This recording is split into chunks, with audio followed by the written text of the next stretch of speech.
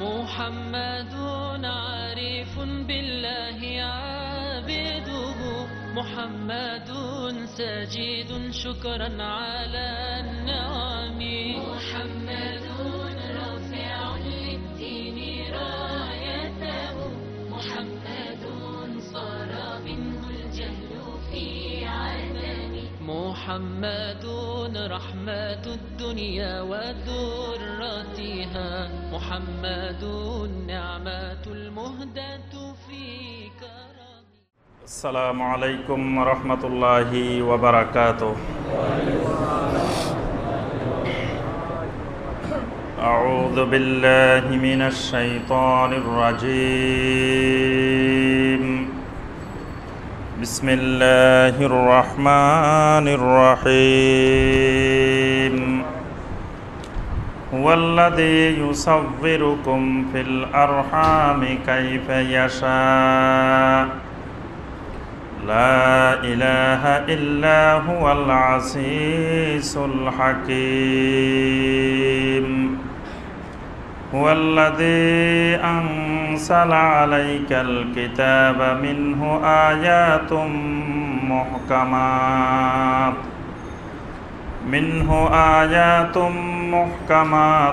هن أم الكتاب وأخر متشابهات، فأما الذين في قلوبهم زيغ فيتبعون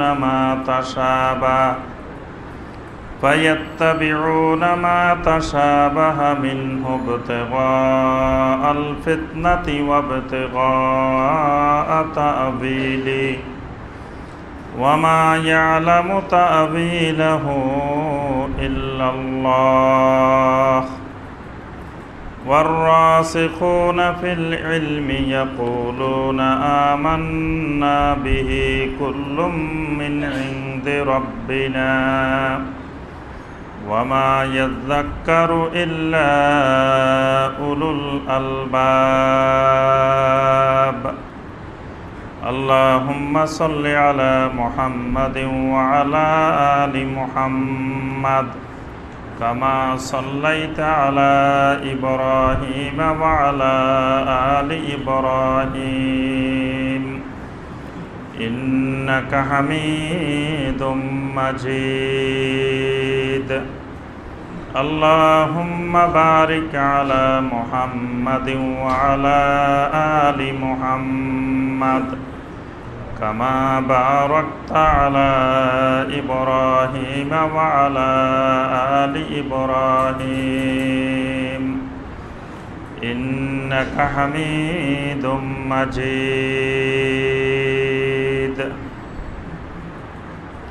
সম্মানিত উলামায়ে কেরাম, দূরের এবং কাছের দিনদার মুসলিম ভাই ও বোনেরা, আল্লাহ সুবহানাহু ওয়া তাআলার দরবারে কোটি কোটি শুকরিয়া যে আল্লাহ রাব্বুল আলামিন আমাদেরকে এক সপ্তাহ পরে শুক্রবার সলাতুল মাগরিবের পর নদ্দা সরকার বাড়ি জামে মসজিদে বসে এবং পৃথিবীর বিভিন্ন স্থানে বসে সরাসরি আল্লাহ রাব্বুল আলামিনের নাজিলকৃত কোরআনে হাকিম থেকে কয়েকটি আয়াতে কারিমার সংক্ষিপ্তভাবে তাফসির করার এবং শোনার তৌফিক দিয়েছেন, সেই রাব্বুল আলামিনের শুকর আদায় করি। সকলে বলি আলহামদুলিল্লাহ।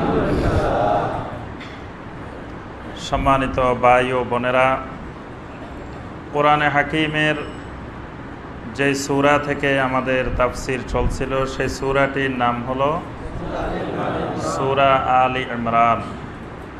সূরা আলে ইমরানের আজকে দ্বিতীয় পর্বের তাফসির হবে ইনশাআল্লাহ। গত তাফসিরে আমরা সূরা আলে ইমরানের 5 নম্বর আয়াতে কারিমা পর্যন্ত আমরা তাফসির করেছি। আজকে দ্বিতীয় পর্বে সূরা আলে ইমরানের 6 নম্বর আয়াতে কারিমা থেকে আমাদের তাফসির হবে ইনশাআল্লাহ।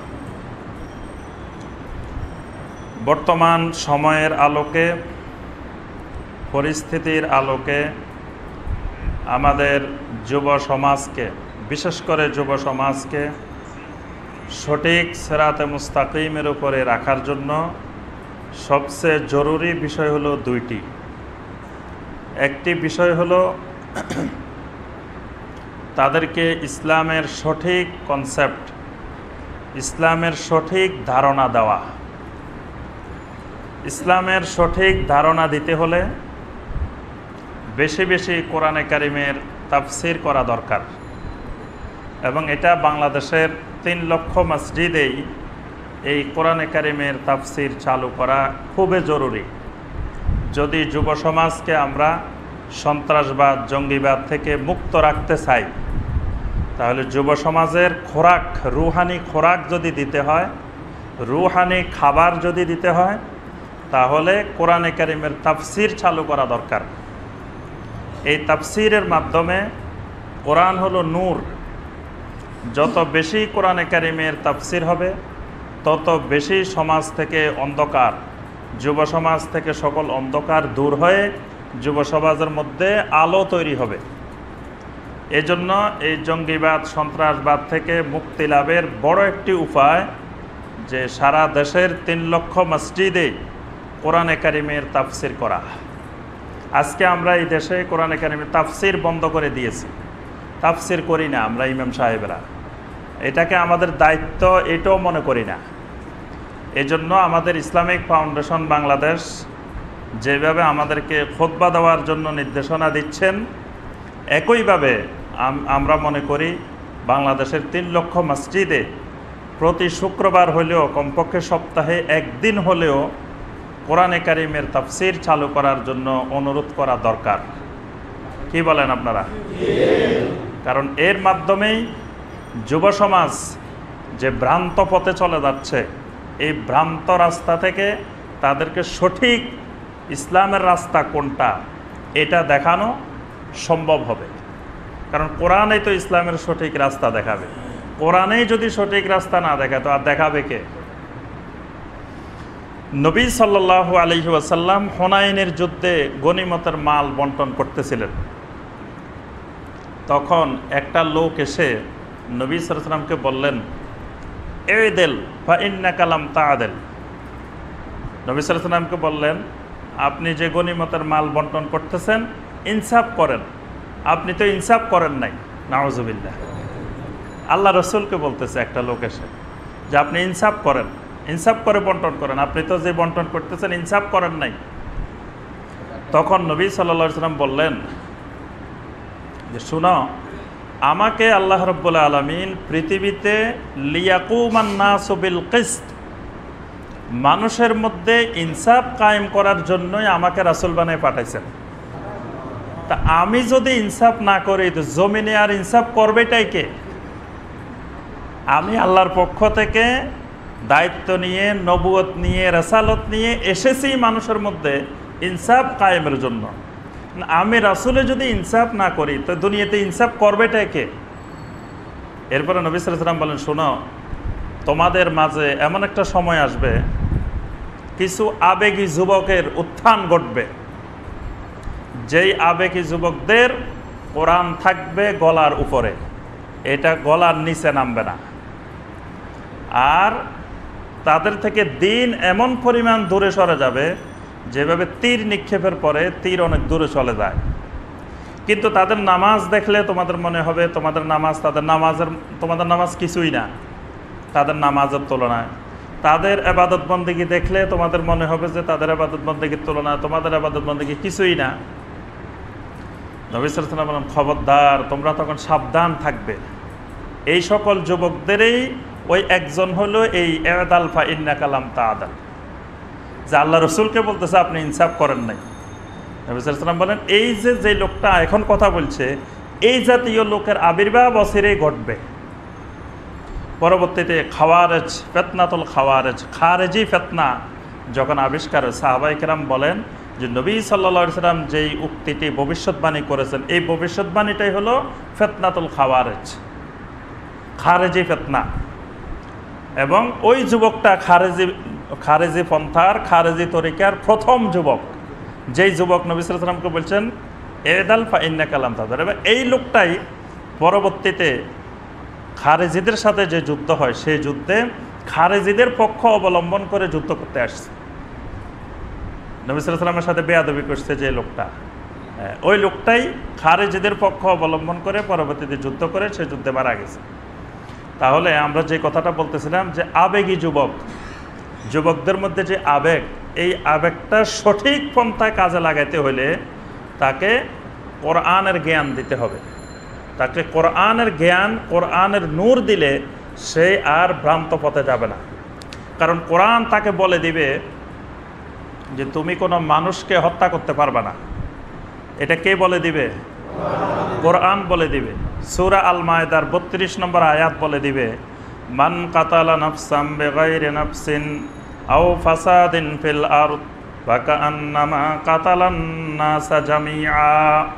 কোরআন ওই যুবকটাকে শিখাবে যে তুমি যদি অন্যায়ভাবে কোনো মানুষকে হত্যা করো, সেটা মুসলিম হোক অমুসলিম হোক, ফাকান্নামা কাতালান নাসা জামিআ, যেন তুমি দুনিয়ার সমস্ত মানুষকে হত্যা করলা।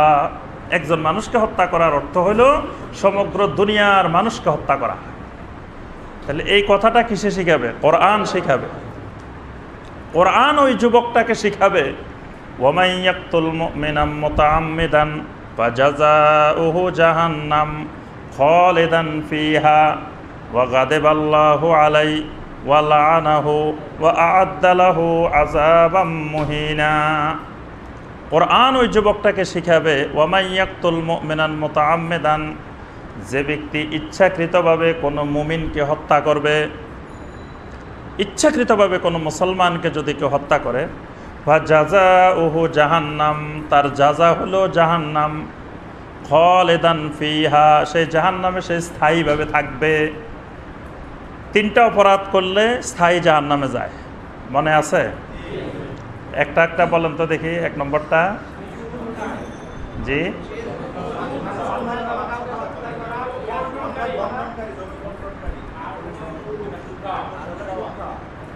হ্যাঁ মাশাআল্লাহ, মুসল্লিরা মোটামুটি সবাই পারেন আলহামদুলিল্লাহ। একটা হলো সম্পত্তি বন্টনের ক্ষেত্রে যদি আল্লাহর বিধানের লঙ্ঘন করেন। সূরা আন-নিসার 14 নম্বর আয়াত আল্লাহ পাক স্পষ্ট বলছেন, ওয়া মান ইয়াসিল্লাহা ওয়া রাসূলাহু ওয়া ইয়াতাআদ্দা হুদুদাহু ইদখিলহু নারান খালিদান ফিহা। যে ব্যক্তি আল্লাহর দেওয়া বন্টন পদ্ধতি অনুসারে জায়গা জমির বন্টন ঠিকমতো করে না, এই লোককে আল্লাহ পাক জাহান্নামে ঢুকাবেন, স্থায়ীভাবে ঢুকাবেন। আরেকটা বলছেন সুদের ক্ষেত্রে, সূরা আল বাকারার 275 নম্বর আয়াত আল্লাহ পাক বলছেন, সুদের ব্যাপারে যদি কেউ আয়াত নাজিলের পরে, ঈমান আনার পরে, তারপরেও যদি সুদের সাথে লেনদেন সম্পর্ক রেখে দেয়, ওয়ামান আদা ফাউলাইকা আসহাবুন নার হুম ফিহা খালিদুন। সুদের আয়াত নাজিলের পরেও যদি সুদের সাথে সম্পর্ক রাখে, তাহলে এই লোককে আল্লাহ পাক জাহান্নামের অধিবাসী করবেন, হুম ফিহা খালিদুন, এবং স্থায়ীভাবে জাহান্নামে থাকবে। আরেকটা বলছেন মানুষ হত্যা, মুমিনদেরকে হত্যা। মুমিন হত্যা করলে, ইচ্ছাকৃতভাবে যদি কোনো মুমিনকে হত্যা করে অন্যায়ভাবে, আল্লাহ পাক বলছেন ফাজাযাউহু জাহান্নাম খালিদান ফিহা, তার জাযা হলো জাহান্নাম, এবং খালিদান ফিহা, জাহান্নামে সে স্থায়ীভাবে থাকবে। আরও খালি জাহান্নাম না, ওয়া গাদিবাল্লাহু আলাইহি, তার উপরে আল্লাহর গজব, সে মাগদুবি আলাইহিমদের অন্তর্ভুক্ত হয়ে যাবে। মাগদুবি আলাইহিম কারা? ইহুদিরা। ইহুদিরা হলো মাগদুবি আলাইহিম। মাগদুবি আলাইহিমের অন্তর্ভুক্ত কেন হবে? ইহুদি জাতিটা মুমিনদেরকে পৃথিবীতে সবচেয়ে বড় হত্যাকারী ইহুদি। ইহুদিদের মতো যুগে যুগে আর কোনো জাতি মুসলিমদেরকে, মুমিনদেরকে হত্যা করে নাই। সেই একেবারে মুসা আলাইহিস সালামের, ইব্রাহিম আলাইহিস সালামের যুগ থেকে শুরু করে আজ পর্যন্ত, আজকেও পৃথিবীতে মুমিনদেরকে সবচেয়ে বেশি হত্যা করে কারা? ইহুদিরা। এই জন্য ইহুদিরা মাগদুবি আলাইহিম। আল্লাহ পাক এখানেও বলছেন, ওয়া গাদিবাল্লাহু আলাইহি, যে ব্যক্তি কোনো মুসলিমকে হত্যা করে তার উপরে আল্লাহর গজব, সে মাগদুবি আলাইহিম। ওয়া লাআনাহু, খালি মাগদুবি আলাইহিম না, সে মালউন আলাইহি, তার উপরে আল্লাহর লানত। ওয়া আ'আদ্দা লাহু আযাবাম মুহিনা, তার জন্য আল্লাহ পাক লাঞ্ছনাকর আযাব ব্যবস্থা করে রেখেছেন। তাহলে মুমিন হত্যা করলে যে কতগুলো কথা বলছেন, তাকে স্থায়ীভাবে জাহান্নামে দিবেন, তার উপর আল্লাহর গজব, তার উপরে আল্লাহর লানত, তার জন্য অপমানজনক আযাব। তাহলে এই কথা যুবকেরা কোথা থেকে শিখবে? কোরআন থেকে শিখবে। যে কোরআনের তাফসীর না হলে শিখবে কোথা থেকে যুবক? যে যুবক এই আয়াত জানবে যে একজন মুসলমান হত্যা করলে আমাকে স্থায়ীভাবে জাহান্নামে যেতে হবে, ওই যুবকটা মানুষ হত্যা করতেছে, তাকে কিছু ভ্রান্ত লোক বুঝাই দিছে যে তুমি মানুষ হত্যা করলে এটা জিহাদ, এটার মাধ্যমে তুমি জান্নাতে চলে যাবা, শহীদ হয়ে যাবা। এটা তো তাকে ভ্রান্ত ধারণা দেওয়া হয়েছে। তাকে সঠিক ধারণা দিতে হবে কোথা থেকে? কোরআন থেকে। সে যদি কোরআন জানতো তাহলে সে মানুষ হত্যা করতে পারত না। কোরআনে কারিমেই অমুসলিমদের প্রতি ইনসাফ করার জন্য শিখায়, অমুসলিমদের প্রতি ইনসাফ করতে শিখায়। সূরা আল মুমতাহিনার ৮ নম্বর আয়াত আল্লাহ পাক বলছেন, লা ইয়ানহাকুমুল্লাহু আনিল্লাযীনা লাম ইউকাতিলুকুম ফিদ-দীন ওয়া লাম ইউখরিজুকুম মিন দিয়ারিকুম আন তাবাররুহুম ওয়া তুকসিতু ইলাইহিম ইন্নাল্লাহা ইউহিব্বুল মুকসিতিন। আল্লাহ পাক বলেন, যে অমুসলিমেরা তোমাদেরকে বাড়িঘর থেকে বের করে দেয় না, তোমাদের সাথে যুদ্ধ বিগ্রহ করে না, লড়াই করে না, ওই সকল অমুসলিমদের প্রতি তোমরা ইনসাফ করতে এবং তাদের প্রতি সদাচরণ করতে আল্লাহ পাক তোমাদেরকে নিষেধ করেন না। ইন্নাল্লাহা ইউহিব্বুল মুকসিতিন, বরং ওই অমুসলিমদের প্রতি তুমি যদি ইনসাফ কায়েম করো, এই ইনসাফকারীদেরকে আল্লাহ পাক মহব্বত করেন। সুবহানাল্লাহ। তাহলে অমুসলিমকে হত্যা তো দূরের কথা, আল্লাহ পাক বলতেছেন মুসলিম রাষ্ট্রে বসবাসকারী যদি অমুসলিম তোমাদের সাথে লড়াই না করে, তোমাদের ধর্মের উপরে কোনো আঘাত না করে, কিছু না করে, তুমি একজন নিরীহ অমুসলিমকে হত্যা করবা, এটা তো দূরের কথা, তাদের প্রতি ইনসাফ কায়েম করার জন্য আল্লাহ পাক বলতেছেন। আল্লাহ রাসূল সাল্লাল্লাহু আলাইহি ওয়াসাল্লাম বলতেছেন, মান কাতালা মুআহাদান লাম ইয়ারিহ রাইহাতাল জান্নাহ, যে ব্যক্তি কোনো মুসলিম রাষ্ট্রে বসবাসকারী চুক্তিবদ্ধ অমুসলিমকে হত্যা করবে, সেই জান্নাতের সুগন্ধি পর্যন্ত, ঘ্রাণ পর্যন্ত পাবে না। জান্নাত তো পাবে না, জান্নাতের ঘ্রাণও পাবে না। যদিও জান্নাতের ঘ্রাণ 40 বছরের দূরত্ব পর্যন্ত যায়। আল্লাহু আকবার, 40 বছরের রাস্তা পর্যন্ত জান্নাতের সুগন্ধি যায়, কিন্তু এই লোক জান্নাত থেকে এত দূরে থাকবে যে সে জান্নাতের ঘ্রাণটা পর্যন্ত পাবে না।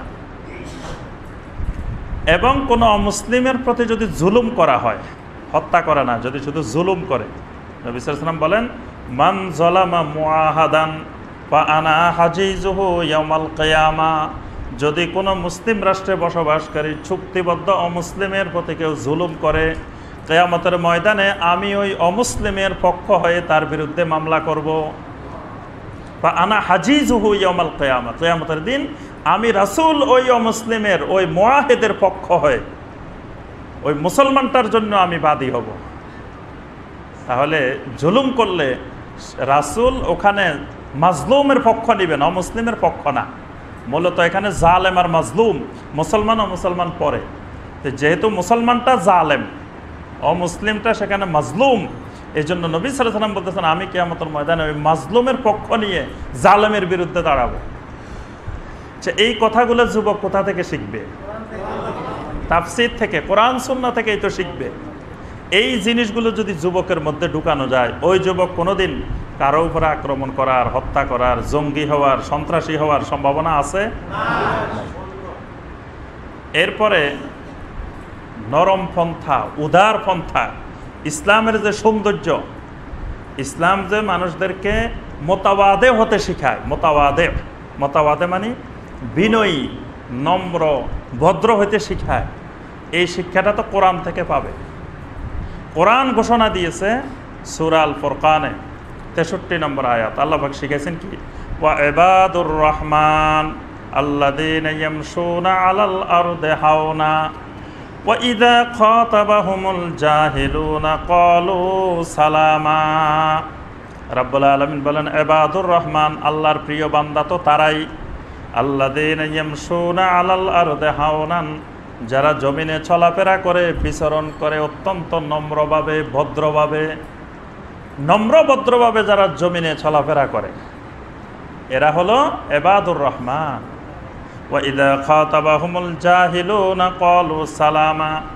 জাহেলেরা যদি আল্লাহ নিয়ে, রাসূল নিয়ে, দ্বীন নিয়ে কোনো তর্ক বিতর্ক করে, ক্বালু সালামা, বলে যে ভাই সালাম, আপনার সাথে কোনো ঝগড়াঝাটি করব না, আপনাকে সালাম। শান্তির বাণী শিখায় আল্লাহ পাক, যে ঝগড়া না করে।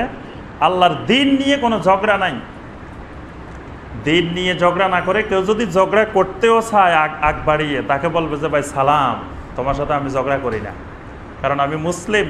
আমার শিক্ষা হলো সালামের শিক্ষা, শান্তির শিক্ষা। আমি শান্তির ধারক বাহক, আমি মুসলিম। তাহলে একজন মুসলিমকে মোতাবাদে, চরিত্রবান, বিনয়ী, নম্র, ভদ্র হতে শিখায় কোরআন। কোরআন আরেকজনের মতকে সম্মান দিতে শিখায়। এই জন্য কোরআন জানা যুবক কখনো শিয়া সুন্নির মধ্যে বিরোধ, দ্বন্দ্ব লাগাইতে পারে না। মুসলিমদের মধ্যে অনেকগুলো ফেরকা আছে না, শিয়া সুন্নি ধরেন বড় বড় দুইটা ফেরকা। একজন মুসলিম যে যুবক কোরআন জানবে, যে মুসলিম কোরআন শিখবে, সুন্নাহ শিখবে, সেই মুসলিম শিয়া সুন্নির ঝগড়াকে উস্কাই দিবে না। আহলে হাদিস আর হানাফির ঝগড়াকে ওই মুসলিম উস্কাই দিবে না। এই দেশে 3 কোটি আহলে হাদিস বসবাস করে। বাংলাদেশে 4 ভাগের 1 ভাগ। আপনার 100%-এর মধ্যে 20% তো অমুসলিম, আর 80%। এই 80%-এর 20% আপনার আহলে হাদিস। তাদের আদমশুমারিতে গণনা অনুযায়ী 3 কোটি আহলে হাদিস এই দেশের অধিবাসী বাংলাদেশে বসবাস করে। তাহলে আর বাকিরা হানাফি। তাহলে যিনি কোরআন জানবে, সুন্নাহ জানবে, তিনি কখনো ওই আহলে হাদিস আর হানাফির ঝগড়া উস্কাই দিবে না, যে আহলে হাদিসকে মসজিদ থেকে বের করে দাও। উগ্রপন্থা তিনি শিখাবে না, উগ্রপন্থা শিখবেও না, শিখাবেও না। তিনি ইসলামের উদার পন্থা শিখাবেন, উদার পন্থা। আহলে হাদিস আর হানাফি ভাই ভাই, আসো সবাই আমরা এক মসজিদে একসাথে আমরা সালাত আদায় করি, আমাদের মধ্যে কোনো দ্বন্দ্ব নাই। এই শিক্ষাটা, এই বাণীটা শিখায় ইসলাম, এই বাণীটা শিখায় কোরআন, এই বাণীটা শিখায় সুন্নাহ। এই জন্য যারা আহলে হাদিস আর হানাফির দ্বন্দ্ব উস্কাই দিতে চায়, সেটাও উগ্রপন্থা। সেই উগ্রপন্থা থেকে কোরআন আমাদেরকে দূরে থাকা শিখায়। ক্বালু সালামা, খবরদার ওই ঝগড়াঝাটিও যেন তোমরা উস্কাই না দাও। এবং এই উস্কানিটা আসে পিছন থেকে। অনেকে আমরা বুঝতে পারি না যে আমাদেরকে এই উস্কানিটা লাগাই দিয়ে মুসলিমদের মধ্যে একটা বিশৃঙ্খলা তৈরি করতে চায়। সম্মানিত ভাই ও বোনেরা, আমরা যে কথাটি ভূমিকার মধ্যে বলতে চাচ্ছি, সেটি হলো আমাদের বিভ্রান্ত যুব সমাজকে সন্ত্রাস, জঙ্গিবাদ এগুলো থেকে দূর করতে হলে, এগুলো থেকে সঠিক রাস্তা আনতে হলে কোরআনের তাফসির বেশি বেশি দরকার। এবং আলহামদুলিল্লাহ আমরা আজকে দীর্ঘ 10 বছর এই মসজিদে কোরআনে কারিমের তাফসির করি। এবং আমাদের মসজিদের মুসল্লিয়ানে কেরাম, মসজিদ কর্তৃপক্ষ সকলে মিলে আমরা এই যে ভিডিওর মাধ্যমে, ইন্টারনেটে দিয়ে সারা দুনিয়াতে দাওয়াত ও তাবলীগের কাজ করে যাচ্ছি আমরা। এই দাওয়াত ও তাবলীগের মাধ্যমে পৃথিবীর লক্ষ লক্ষ মুসলিম ভাই বোন উপকৃত হচ্ছেন। এবং বর্তমান বিশ্বের সকল উলামায়ে কেরাম এই ব্যাপারে ঐক্যমত হয়ে ফতোয়া দিয়েছেন যে দ্বীনের দাওয়াতের উদ্দেশ্যে ভিডিও করা জায়েজ।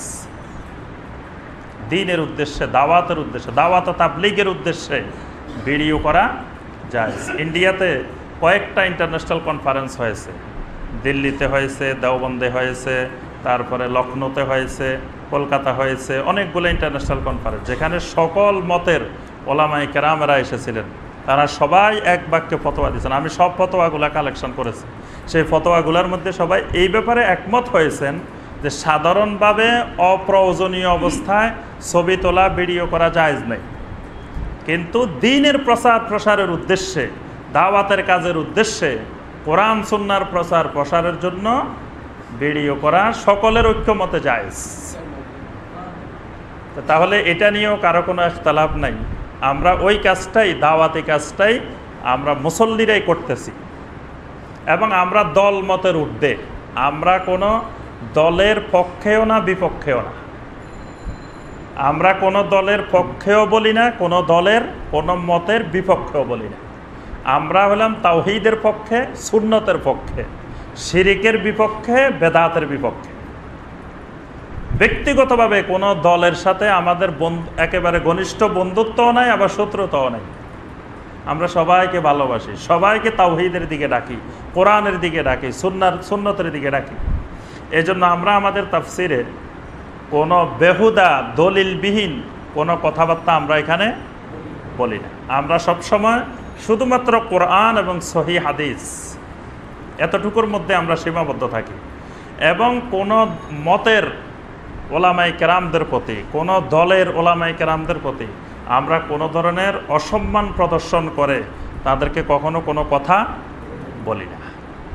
আমরা অর্থাৎ কোনো দল মত ব্যক্তিকে টার্গেট করেও আমাদের বক্তব্য দেওয়া হয় না। আমাদের বক্তব্য আম মুসলিমের জন্য, সবার জন্য। আমরা শুধুমাত্র কোরআনে কারিমটাকে সহজভাবে, যাতে আল্লাহর বান্দারা আল্লাহর কথাটা বুঝতে পারে।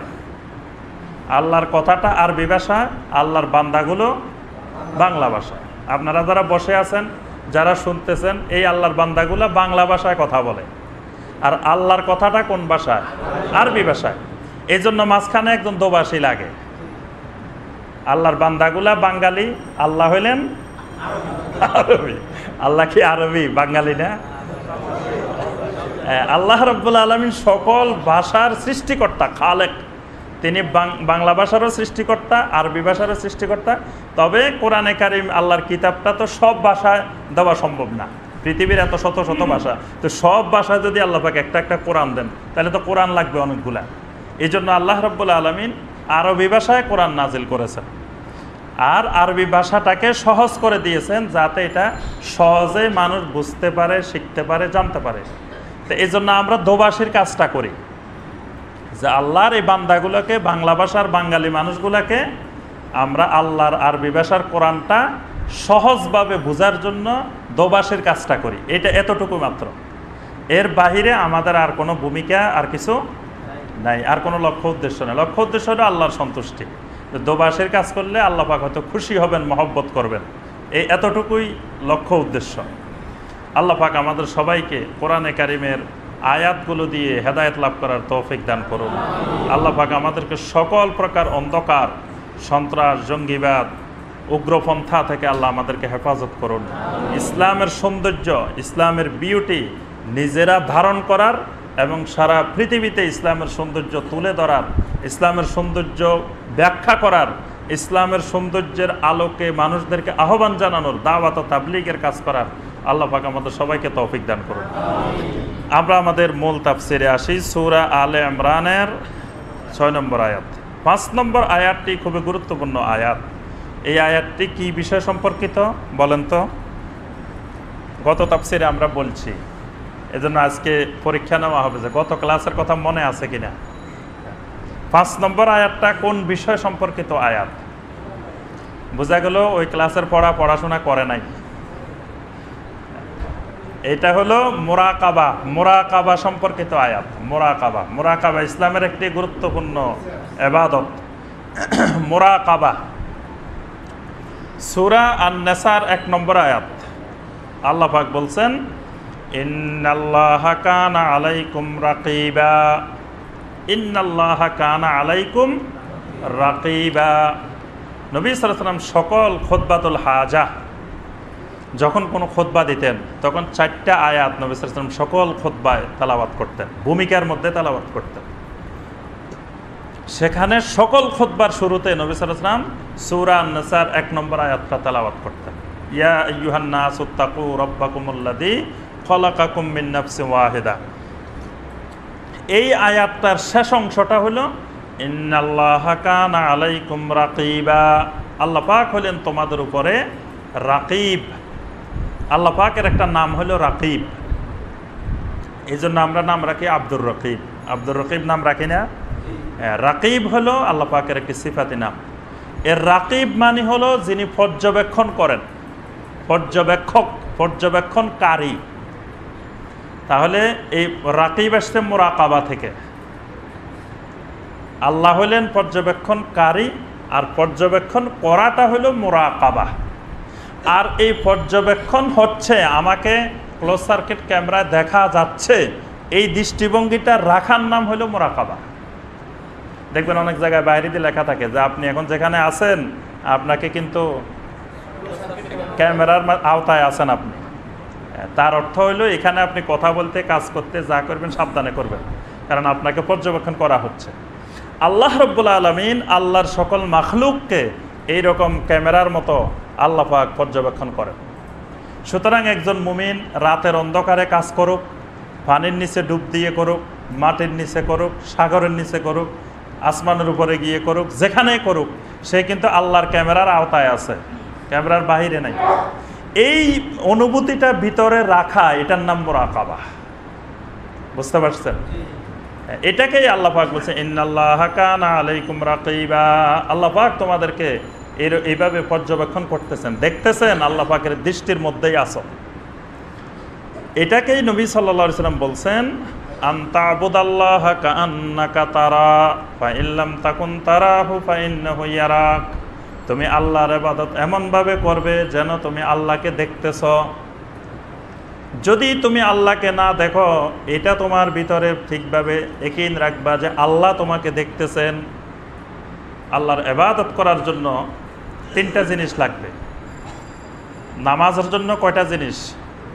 এটা মনে রাখবেন, নামাজ কবুল হওয়ার জন্য তিন জিনিসের সমন্বয়ে নামাজ। এক জিনিস না হলে নামাজ কবুল হবে না। এক নম্বর হলো ইখলাস, দুই নম্বর হলো খাশিয়াতুল্লাহ, তিন নম্বর হলো জিক্রুল্লাহ। এটা আজকের ক্লাসে প্রথম আলোচনায়, এটা পরে প্রশ্ন উত্তর জিজ্ঞাসা করা হবে।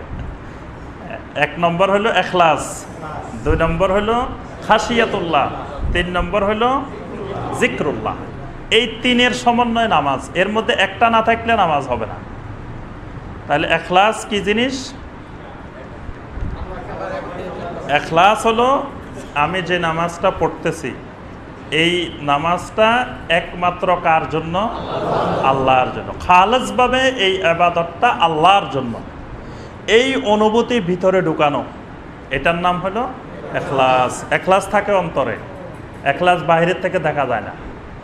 ইখলাস যত শক্তিশালী হবে, ওই দায়ীর দাওয়াত তত শক্তিশালী হবে। দেখবেন এক একজন যারা আমাদের এই উপমহাদেশে, বাংলাদেশে, ভারতে, পাকিস্তান, এই অঞ্চলে আল্লাহর দিনের দাওয়াত নিয়ে এসেছেন, যেই দায়ীর ইখলাস যত শক্তিশালী ছিল, ওই দায়ীর দাওয়াতে তত বেশি মানুষ মুসলিম হয়েছে। ইখলাস যার শক্তিশালী, আমরা যে দাওয়াতের কাজটা করতেছি, তাফসির করতেছি, এই সবার তাফসিরে মানুষ হেদায়েত পাবে না।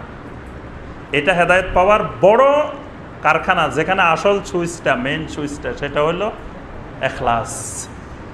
যার ইখলাস যত শক্তিশালী হবে, তার তাফসিরে, তার দাওয়াতে মানুষ তত বেশি হেদায়েত পাবে। এটা ইখলাসের উপরে নির্ভর করবে দাওয়াতের কাজটা। ইখলাস শক্তিশালী হলে ওই ছোট্ট একটি কথায় মানুষের মনে হিট করবে। আর ইখলাস যদি ঠিক না থাকে, তাহলে যত সুর, যত কিছু করা হোক, মানুষের মনে সেটার প্রভাব পড়বে না। পড়লেও এটা সাময়িক, যতক্ষণ এখানে আছে, বাইরে হলে আর থাকবে না, যদি এক দায়ের ভিতরে ইখলাস না থাকে। এই জন্য দেখেন নবী সাল্লাল্লাহু আলাইহি সাল্লামের একজনের দাওয়াতে শক্ত গুমরাহ, যে গুমরাহ একেবারে দলালাম বাঈদা, আল্লাহ পাক বলছে যে এরা গুমরাহির চূড়ান্ত সীমানারও বাইরে চলে গেছে। এইরকম মানুষগুলোর মধ্য থেকে আল্লাহ রাব্বুল আলামিন লক্ষাধিক মানুষকে হেদায়েত দিয়েছেন, সুবহান, একজনের দাওয়াতে। তাহলে ওই মানুষটার ইখলাসের পাওয়ার এত শক্তিশালী ছিল যে একজনের এই পাওয়ারে, ইখলাসের পাওয়ারে লক্ষাধিক দলালাম বাঈদা, চূড়ান্ত গোমরাহ মানুষ আল্লাহর দ্বীনের নিচে চলে আসছে, এবং আসার পরে তাদের জান, মাল, জীবন সব আল্লাহর দ্বীনের জন্য দেওয়ার জন্য প্রস্তুত হয়ে গেছে। এটা নবী সাল্লাল্লাহু আলাইহি ওয়াসাল্লামের আলাদা কোনো শক্তি নাই, এই শক্তিটা হলো ইখলাসের শক্তি। এরপরে দুই নম্বর হলো খাশিয়াতুল্লাহ। নামাজ পড়বেন, যদি খাশিয়াতুল্লাহ না থাকে, আল্লাহর ভয় যদি না থাকে, নামাজ কবুল হবে না। এই জন্য আল্লাহ পাক বলছেন কাদ আফলাহাল মুমিনুন আল্লাযীনা হুম ফি সলাতিহিম খাশিউন। খাশিউন, যারা সলাতের মধ্যে খাশিউন থাকে, খাশিয়াতুল্লাহ থাকে। খাশিয়াতুল্লাহ না হলে নামাজ কবুল হবে না। 3 নম্বর হলো জিক্রুল্লাহ। জিক্রুল্লাহ মানে নামাজের ভিতরে যেগুলো নিয়ম কানুন আছে, সূরা আল ফাতিহা পড়া, তারপরে রুকু করা, সাজদা করা, তাসবিহ তাহলিল করা, এগুলো হলো জিক্রুল্লাহ। তাহলে আমার যদি শুধু জিক্রুল্লাহ থাকে, ইখলাস না থাকে, খাশিয়াতুল্লাহ না থাকে, নামাজ কবুল হবে না। এই জন্যই আমরা অনেক মানুষ নামাজ পড়ি, বাইরে যাই, সুদও খাই, ঘুষও খাই, মিথ্যা কথাও বলি, অসংখ্য খারাপ কাজও করি।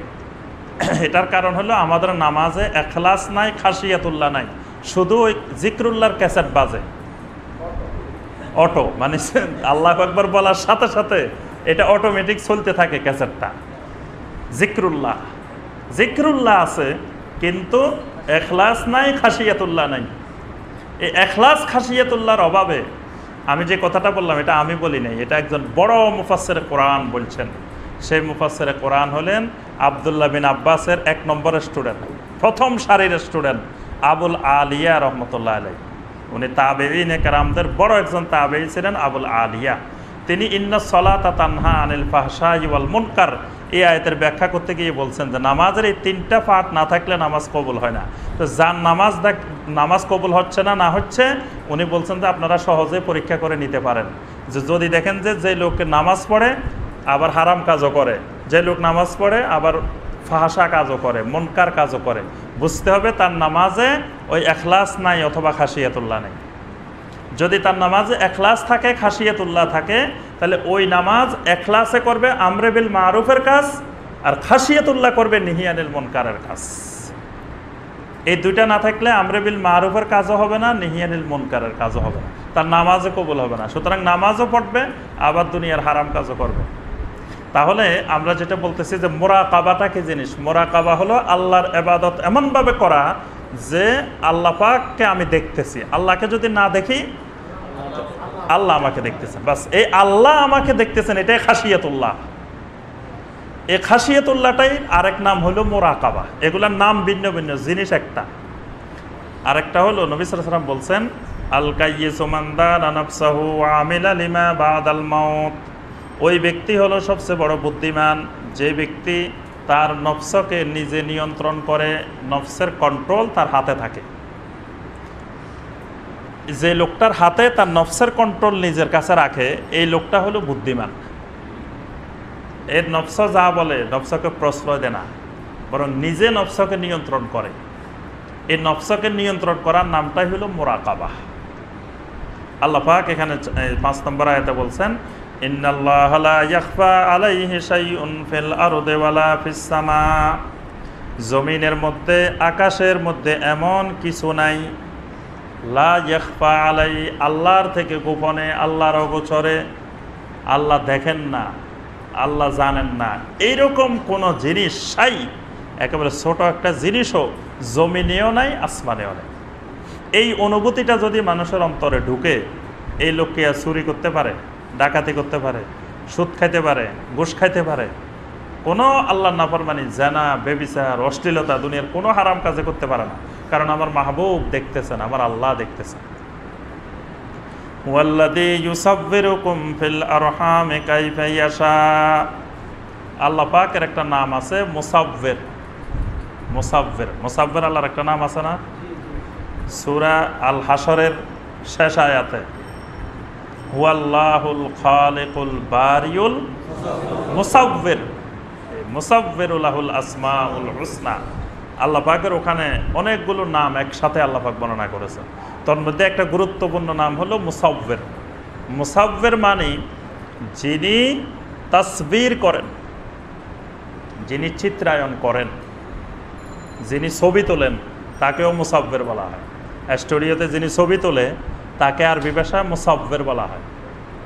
আর যে ছবি তোলা সেটাকে বলা হয় সূরা। ছবির আরবি হলো সূরা, ভিডিওর আরবি হলো আস-সূরা আল ফটোগ্রাফিয়া। তো এই সূরা যিনি করেন তিনি হলেন মুসাব্বির। তাহলে আল্লাহ রাব্বুল আলামিনের একটা নাম হলো মুসাব্বির। আল্লাহ পাক সমস্ত সৃষ্টি জগতের চিত্রটা নিজে অঙ্কন করেন, নিজে নকশা করেন, নিজে বাস্তবায়ন করেন। সুবহানাল্লাহ। এই ব্যাপারে আল্লাহর কোনো প্রকৌশলী কোনো পরামর্শদাতা আল্লাহ নিয়োগ দেন না, কোনো স্থপতি আল্লাহ পাক নিয়োগ দেন না। আল্লাহ পাক সব কিছুর নকশা নিজে করেন, আবার নিজেই সৃষ্টি করেন। সুবহানাল্লাহ। এই জন্য দেখেন মানুষের নকশাটা আল্লাহকে কে করে দিছে? আমাদের জাতীয় সংসদের নকশা কে করছেন বলেন তো? হ্যাঁ, এই যে মাশাআল্লাহ সবাই পারে, লুইয়াই খান। হ্যাঁ, লুইয়াই খান না কান? কান। তারপরে আমাদের স্মৃতিসৌধের নকশা কে করছেন? পারে না, বাঙালি বাংলাদেশের জিনিস পারে না। আচ্ছা যাই হোক, যারাই করুক, তো এই আল্লাহ রাব্বুল আলামিন এই মানুষের নকশাটা আল্লাহ পাক নিজে করছেন। এই জন্য আল্লাহ পাক বলছেন, ইয়া আইয়ুহাল ইনসান মা গাররাকা বিরাব্বিকাল কারীম আল্লাযী খালাকাকা ফাসাওয়াকা ফাআদালাক ফি আইয়ি সূরাতিন মা শাআ রাক্কাবাক। ফি আইয়ি সূরা, এই যে এতক্ষণ ফটো ছবির কথা বললাম না, সূরা। ফি আইয়ি সূরা, আল্লাহ পাক তোমাকে কোন সূরতে সৃষ্টি করবেন সেই সূরতটা আল্লাহ নিজেই নির্ধারণ করেছেন। সুবহানাল্লাহ। তোমার নাকটা কোনখান দিয়ে দিতে হবে, নাকটা যদি ফিটের উপরে থাকতো, এখানে দিত যদি আল্লাহ পাক, তাহলে কিছু খাইতে হলে আপনি এটাকে আগে ফিটের এখানে নিতে হইতো। চোখগুলো যদি দুই পাশে দুইটা থাকতো, তাহলে এই পাশে নিতে হইতো, এই পাশে নিতে হইতো। এটা কি জিনিস, কত রকমের সমস্যা হতো। দেখেন যেগুলো সর্বক্ষণিক দরকার, চোখগুলাকে আল্লাহ পাক কীভাবে স্থাপন করছেন, কানগুলাকে কীভাবে স্থাপন করছেন, নাকটা কীভাবে স্থাপন করলেন, মুখটা কীভাবে করলেন, কোন জিনিস কোন জায়গায় দরকার মানুষের, আল্লাহ পাক এত সুন্দর করে সেটিং দিলেন। এই জন্য আল্লাহ পাক এটাকে বলা হয় মুসাব্বির। ওয়াল্লাযী ইউসাব্বিরুকুম ফিল আরহাম কাইফা ইয়াশা। আল্লাহর পরিচয় দিচ্ছেন মারিফত, আল্লাহর পরিচয়। হুয়াল্লাযী ইউসাব্বিরুকুম ফিল আরহাম, তিনি তো সেই আল্লাহ যিনি তোমাদেরকে ফিল আরহামে, মায়ের রেহেমের ভিতরে তোমাদের চিত্রায়ন করেছেন। কাইফা ইয়াশা, যেমনিভাবে তিনি চেয়েছেন, আল্লাহ যেমনি চেয়েছেন, নিজের ইচ্ছা অনুযায়ী, নিজের মাশিয়াত অনুযায়ী তোমাদেরকে চিত্রায়ন করেছেন। লা ইলাহা ইল্লা হুয়াল আজিজুল হাকিম, সেই মহাপরাক্রমশালী, মহাপ্রজ্ঞাময়, মহাবিজ্ঞানময় আল্লাহ রাব্বুল আলামিন ছাড়া তোমাদের কোনো সত্যিকারের মাবুদ নাই। সুবহানাল্লাহ। এই আয়াতটার মধ্যে আল্লাহর পরিচয় তুলে ধরা হয়েছে। 7 নম্বর আয়াতে আল্লাহ পাক আরেকটি গুরুত্বপূর্ণ বিষয় আলোচনা করেছেন, সেটি হলো কোরআনের আয়াতগুলো আল্লাহ দুই ভাগে নাজিল করেছেন। কিছু আয়াত হলো মুহকামাত, কিছু আয়াত হলো মুতাশাবিহাত। মুহকামাত মানে এগুলো একেবারে স্পষ্ট আয়াত, আর মুতাশাবিহাত হলো অস্পষ্ট। স্পষ্ট যে আয়াতগুলো এগুলো সবাই বুঝবে, কিন্তু অস্পষ্ট যে আয়াতগুলো সেগুলো সবাই না, কেউ বুঝবে না, আল্লাহ সুবহানাহু ওয়া তাআলা এবং আল্লাহ রাসূল ছাড়া। তবে আল্লাহ রাসূল বুঝছেন, কিন্তু অনেকগুলো আমাদেরকে ব্যাখ্যা দেন নাই। আল্লাহ সুবহানাহু ওয়া তাআলা যিনি নাজিলকারী, তিনি ছাড়া সত্যিকারের এই আয়াতগুলোর অর্থ আর কেউ জানেন না। এগুলোর নাম মুতাশাবিহাত।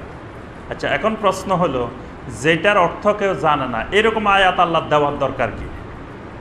ঠিক না? যেগুলো আমরা জানি, বুঝি, সহজ, সেগুলো দিলেই তো হয়। ওগুলো দেওয়ার দরকারটা কি? ওগুলো দেওয়ার কি উদ্দেশ্য সেটা আল্লাহ পাক বলে দিয়েছেন। ওগুলো দেওয়ার উদ্দেশ্য হলো, যেই লোকের কাল্ব রোগমুক্ত, সুস্থ কাল্ব, সেই লোকটা কি করবে? মুতাশাবিহাতকেও মেনে নিবে, মুহকামাতকেও মেনে নিবে, বলবে যে দুইটাই আমার আল্লাহর পক্ষ থেকে আসছে।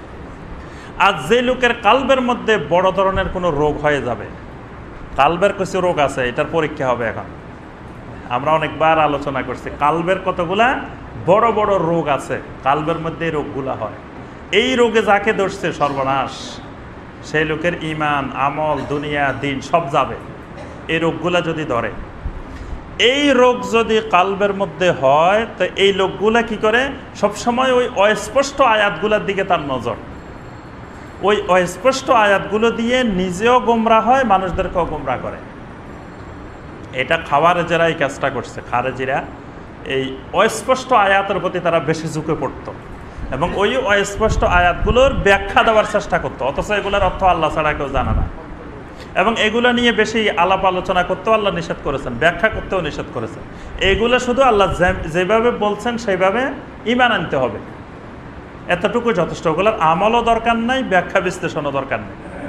কিন্তু যাদের অন্তরে রোগ আছে তারা ওই আসল যেগুলা স্পষ্ট সেগুলার খবর নাই, ওইগুলা নিয়ে টানাটানি করে। এই টানাটানি যারা করবে বুঝতে হবে যে তাদের অন্তরে রোগ আছে। এবং একটা রোগের কথা আল্লাহ পাক এখানে বলছেন, সেই রোগটার নাম হলো জাইক। জাইক মানে হলো বক্রতা, অন্তর বাঁকা হয়ে যায়।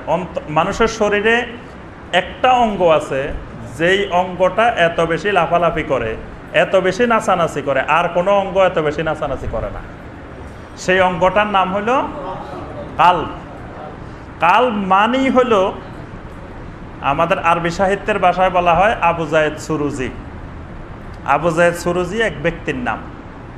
এই লোক এক জায়গায় এক সুরত ধারণ করতো, মানে এখানে এক সুরত, ওই এখানে গেলে আরেক সুরত, ওখানে গেলে আরেক সুরত। তার অনেক আরবি সাহিত্যে মাকামা আছে, মাকামায় হারিরি, মাকামায় হামাজানি। মানে সে তার পাণ্ডিত্যের এলেমের কারণে সে এক জায়গায় গিয়ে এক সুরত ধারণ করে, মানে বিভিন্ন রকমের তার বুদ্ধিমত্তা খাটিয়ে কাজ করত। তো কাল্পটা হলো এরকম যে এটা এক অবস্থায় থাকে না, কতক্ষণ ভালো থাকে, কতক্ষণ উল্টে যায়, কতক্ষণ কুফরি করে ফেলায়, কতক্ষণ সেরেক করে ফেলায়, মহা নড়াচড়া করে এটা। এই জন্য আল্লাহ পাক এটার নামে রাখছেন কাল্ব। কাল্ব মানে হলো নড়াচড়া করা, এটা এক অবস্থা থাকে না। এই এখন তাফসীর শুনতেছেন না, এখন কাল্বটা এক অবস্থায় আছে, আবার এখানে বাইরে যাবেন না, আবার আরেক অবস্থা হয়ে যাবে, আবার বাসায় যাবেন না, আরেক অবস্থা হয়ে যাবে, আবার সন্ধ্যার সময় এক অবস্থা থাকবো, সকালবেলা আরেক অবস্থা হয়ে যাবে। কাল্বটার কাজে এরকম। এই জন্য নবী সাল্লাল্লাহু আলাইহি ওয়াসাল্লাম একটা দোয়া শিখেছেন। আল্লাহ রাসূল সাল্লাল্লাহু আলাইহি ওয়াসাল্লাম সবসময় এই দোয়াটা করতেন, ইয়া মুকাল্লিবাল কুলুব, ইয়া মুকাল্লিবাল কুলুব সাব্বিত কলবি আলা তাআতিক। হে মুকাল্লিবাল কুলুব, হে কলবকে পরিচালনাকারী, হে কলবের মুকাল্লিব, যিনি কলবকে পরিচালনা করেন, হে আল্লাহ, সাব্বিত কলবি আলা তাআতিক, হে আল্লাহ আমার কলবকে আপনার আনুগত্যের উপরে সাবেত করে দেন, আর নড়াচড়া করাবেন না, আপনার আনুগত্যের উপরে এটাকে স্থির করে দেন। কলব তো স্থির থাকে না, তা আল্লাহর কাছে দোয়া করতে হবে যে আল্লাহ যেন আল্লাহর আনুগত্যের উপরে এটাকে স্থির করে দেয়। এটা কিন্তু আনুগত্যের উপরে স্থির থাকে না, এটা মহা পরিবর্তন হয়। এটা দেখবেন যে মানে কিছুক্ষণ পরে পরেই পরিবর্তন হয়। এই জন্য নবী সাল্লাল্লাহু আলাইহি ওয়াসাল্লামের কাছে সাহাবীরা আসছিলেন যে ইয়া রাসূলুল্লাহ সাল্লাল্লাহু আলাইহি ওয়াসাল্লাম, আমরা তো সর্বনাশ, আপনার সামনে যখন থাকি তখন আমাদের ঈমান থাকে, সব কিছু থাকে, বাইরে যখন যাই তখন তো অবস্থা খারাপ, আমরা তো ঈমানের উপরে থাকি না, আমরা তো আপনার সামনে একরকম থাকি, বাইরে গেলে আরেক রকম হয়ে যায়, তাহলে তো আমরা মুনাফিক হয়ে গেছি। নবী সাল্লাল্লাহু আলাইহি ওয়াসাল্লাম বলছে, শোনো, আমার সামনে থাকা অবস্থায় যেরকম থাকো এরকম যদি বাইরেও থাকতা, তাল্লা সাফাহাত কুমুল মালাইকাতু ফিত তরিক, রাস্তার মধ্যে ফেরেশতারা তোমাদেরকে ধরে ধরে মুসাফা করতো। ফেরেশতারা রাস্তায় বলতো, হে অমুক কেমন আছেন, এ কথা বলি তোমাদেরকে ধরে ধরে মুসাফা করতো। কিন্তু এটা এরকম থাকবে না, এটাই স্বাভাবিক। আল্লাহ রসুলের সামনে বসলে যেরকম থাকবে, এই জন্য সোহবত লাগবে। আলেম বিল কোরআন ওয়াস সুন্নাহ, যারা কোরআন সুন্নাহর আলেম, এদের সোহবত লাগবে। এদের সোহবত ছাড়া আপনি দিনের উপরে আপনার কালবকে স্থাপিত রাখতে পারবেন না। আপনি শুধু কোরআন পড়ে পড়ে আমল করবেন, কোরআন পড়ে পড়ে আপনি হেদায়েতের উপরে থাকবেন, এটা সম্ভব না। কোরআন বোঝার জন্য আপনার যারা কোরআন সুন্নাহর বিশেষজ্ঞ আলেম, যারা কোরআন সুন্নাহর আলেম, তাদের সোহবত লাগবে। এই জন্য আল্লাহ পাক কিতাব দিয়েছেন, কিতাবের সাথে সাথে নবী রাসূল দিয়েছেন। শুধু কিতাব দিয়ে দেন নাই যে তোমরা পড়ে পড়ে আমল করো, কারণ ওই কিতাব বুঝতে হলে, কিতাবের আমলের উপরে ইস্তেকামত থাকতে হলে ওই কিতাবের আলেমের সাথে তার সম্পর্ক থাকতে হবে, সোহবত থাকতে হবে। সোহবতবিহীন যে গোমরাহী যে যুবকগুলা হয়, এগুলা বড় আলেমদের, সহি আলেমদের সোহবত থাকে না। সোহবত না থাকলে গোমরাহ হয়ে যাওয়ার সম্ভাবনা বেশি। এই জন্য আমরা যে বিষয়টা বলতেছিলাম যে আল্লাহ পাক এই যাদের অন্তরে রোগ দিয়ে দিবেন, এই রোগটা হলেই সে লোক আর সোজা কথা বলবে না, বাঁকা বাঁকা কথা বলবে। দেখবেন যে আপনি বলবেন একটা, সে বলবে সোজাটা বলবে না, সবসময় বাঁকা কথা বলে। ইসলামের ব্যাপারে, দ্বীনের ব্যাপারে, মাসালা মাসাইলের ব্যাপারে সোজা কথা তার মুখ দিয়ে আসেই না, সবসময় উল্টা, সবসময় বাঁকা, সবসময় গরম। ঠান্ডা কখনো দেখবেন না, সবসময় গরম। আপনি মাসালা জিজ্ঞেস করবেন, ভাই এই জিনিসটা জানতে চাচ্ছি, বলবে যে আরে মিয়া আপনি মাসালার কি বুঝেন, বুখারী শরীফের কি বুঝেন, মুসলিম শরীফের কি বুঝেন? আমরা 30 বছর মাদ্রাসায় পড়ি, বুখারী মুসলিম বুঝি না। আপনি 2 দিনে বুখারী মুসলিম বুঝে ফেলছেন। মানে সবসময় বাঁকা বাঁকা বাঁকা কথা। এই বাঁকা বাঁকা কথা যখনই দেখবেন বুঝবেন যে ফি কুলুবিহিম যায়গুন, এর অন্তরে কালবে একটা রোগ হয়ে গেছে। যে রোগটা হলো বক্রতার রোগ, যায়গ। আল্লাহ পাক দোয়াও শিখাইছেন, এই দোয়া দিয়ে আল্লাহ বলছে যে বক্রতার রোগ থেকে তোমরা আল্লাহর কাছে দোয়া করো। আল্লাহ পাক ارشاد করেন, হুয়াল্লাযী আনজালা আলাইকাল কিতাব, তিনি তো সেই আল্লাহ যিনি তোমার উপরে কিতাব নাজিল করেছেন। কিতাব নাজিলকারীকে আল্লাহ। মিনহু আয়াতুম মুহকামাত, এর ভিতরে কিছু আয়াত আছে, আয়াতে মুহকামাত, স্পষ্ট আয়াত। হুন্না উম্মুল কিতাব, এই মুহকামাত স্পষ্ট আয়াতগুলাই হলো মূল কিতাবের মূল অংশ, এটাই মূলত কোরআন। ওয়া উখারু মুতাশাবিহাত, আবার কিছু কিছু আয়াত আছে মুতাশাবিহাত, অস্পষ্ট। ফা আম্মাল্লাযীনা ফি কুলুবিহিম যায়গুন, যাদের অন্তরে এই জায়গের রোগ আছে, বক্রতার রোগ আছে, তাহলে কালবের একটা বড় রোগের নাম হলো যায়গ। মনে রাখবেন, যায়গ। ফা আম্মাল্লাযীনা ফি কুলুবিহিম যায়গুন, যাদের অন্তরে এই আল্লাহ পাক বলছেন এই জায়গের রোগ আছে, বক্রতার রোগ আছে। আচ্ছা, আরো 2-1টা কালবের রোগের নাম বলেন।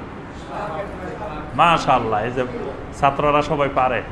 শাক, শাক হলো সন্দেহ। আল্লাহ পাক বলছেন ওয়া ইন্নাহুম লাফি শাক্কিন ইয়ালআবুন, এরা তো সন্দেহের মধ্যে খেলাধুলা করে। এই শাক, এটা হলো কালবের একটা বড় রোগ, সন্দেহ। সব কিছুর মধ্যে খালি সন্দেহ, খালি সন্দেহ। আসলে মানুষ মারা যাওয়ার পরে যে মন কান্নকের হবে কিনা, কবরে আসলে প্রশ্ন হবে কিনা, আখেরাতে প্রশ্ন হবে না, খামাকা কষ্ট করতেছি, সন্দেহ মনের ভিতরে। আসলে মারা যাওয়ার পরে যে আবার পুনর্জন্ম হব না, আসলে আযাবে কবর আছে নাকি নাই, এরকম অন্তরের মধ্যে সন্দেহ। এটা একটা বড় রোগ।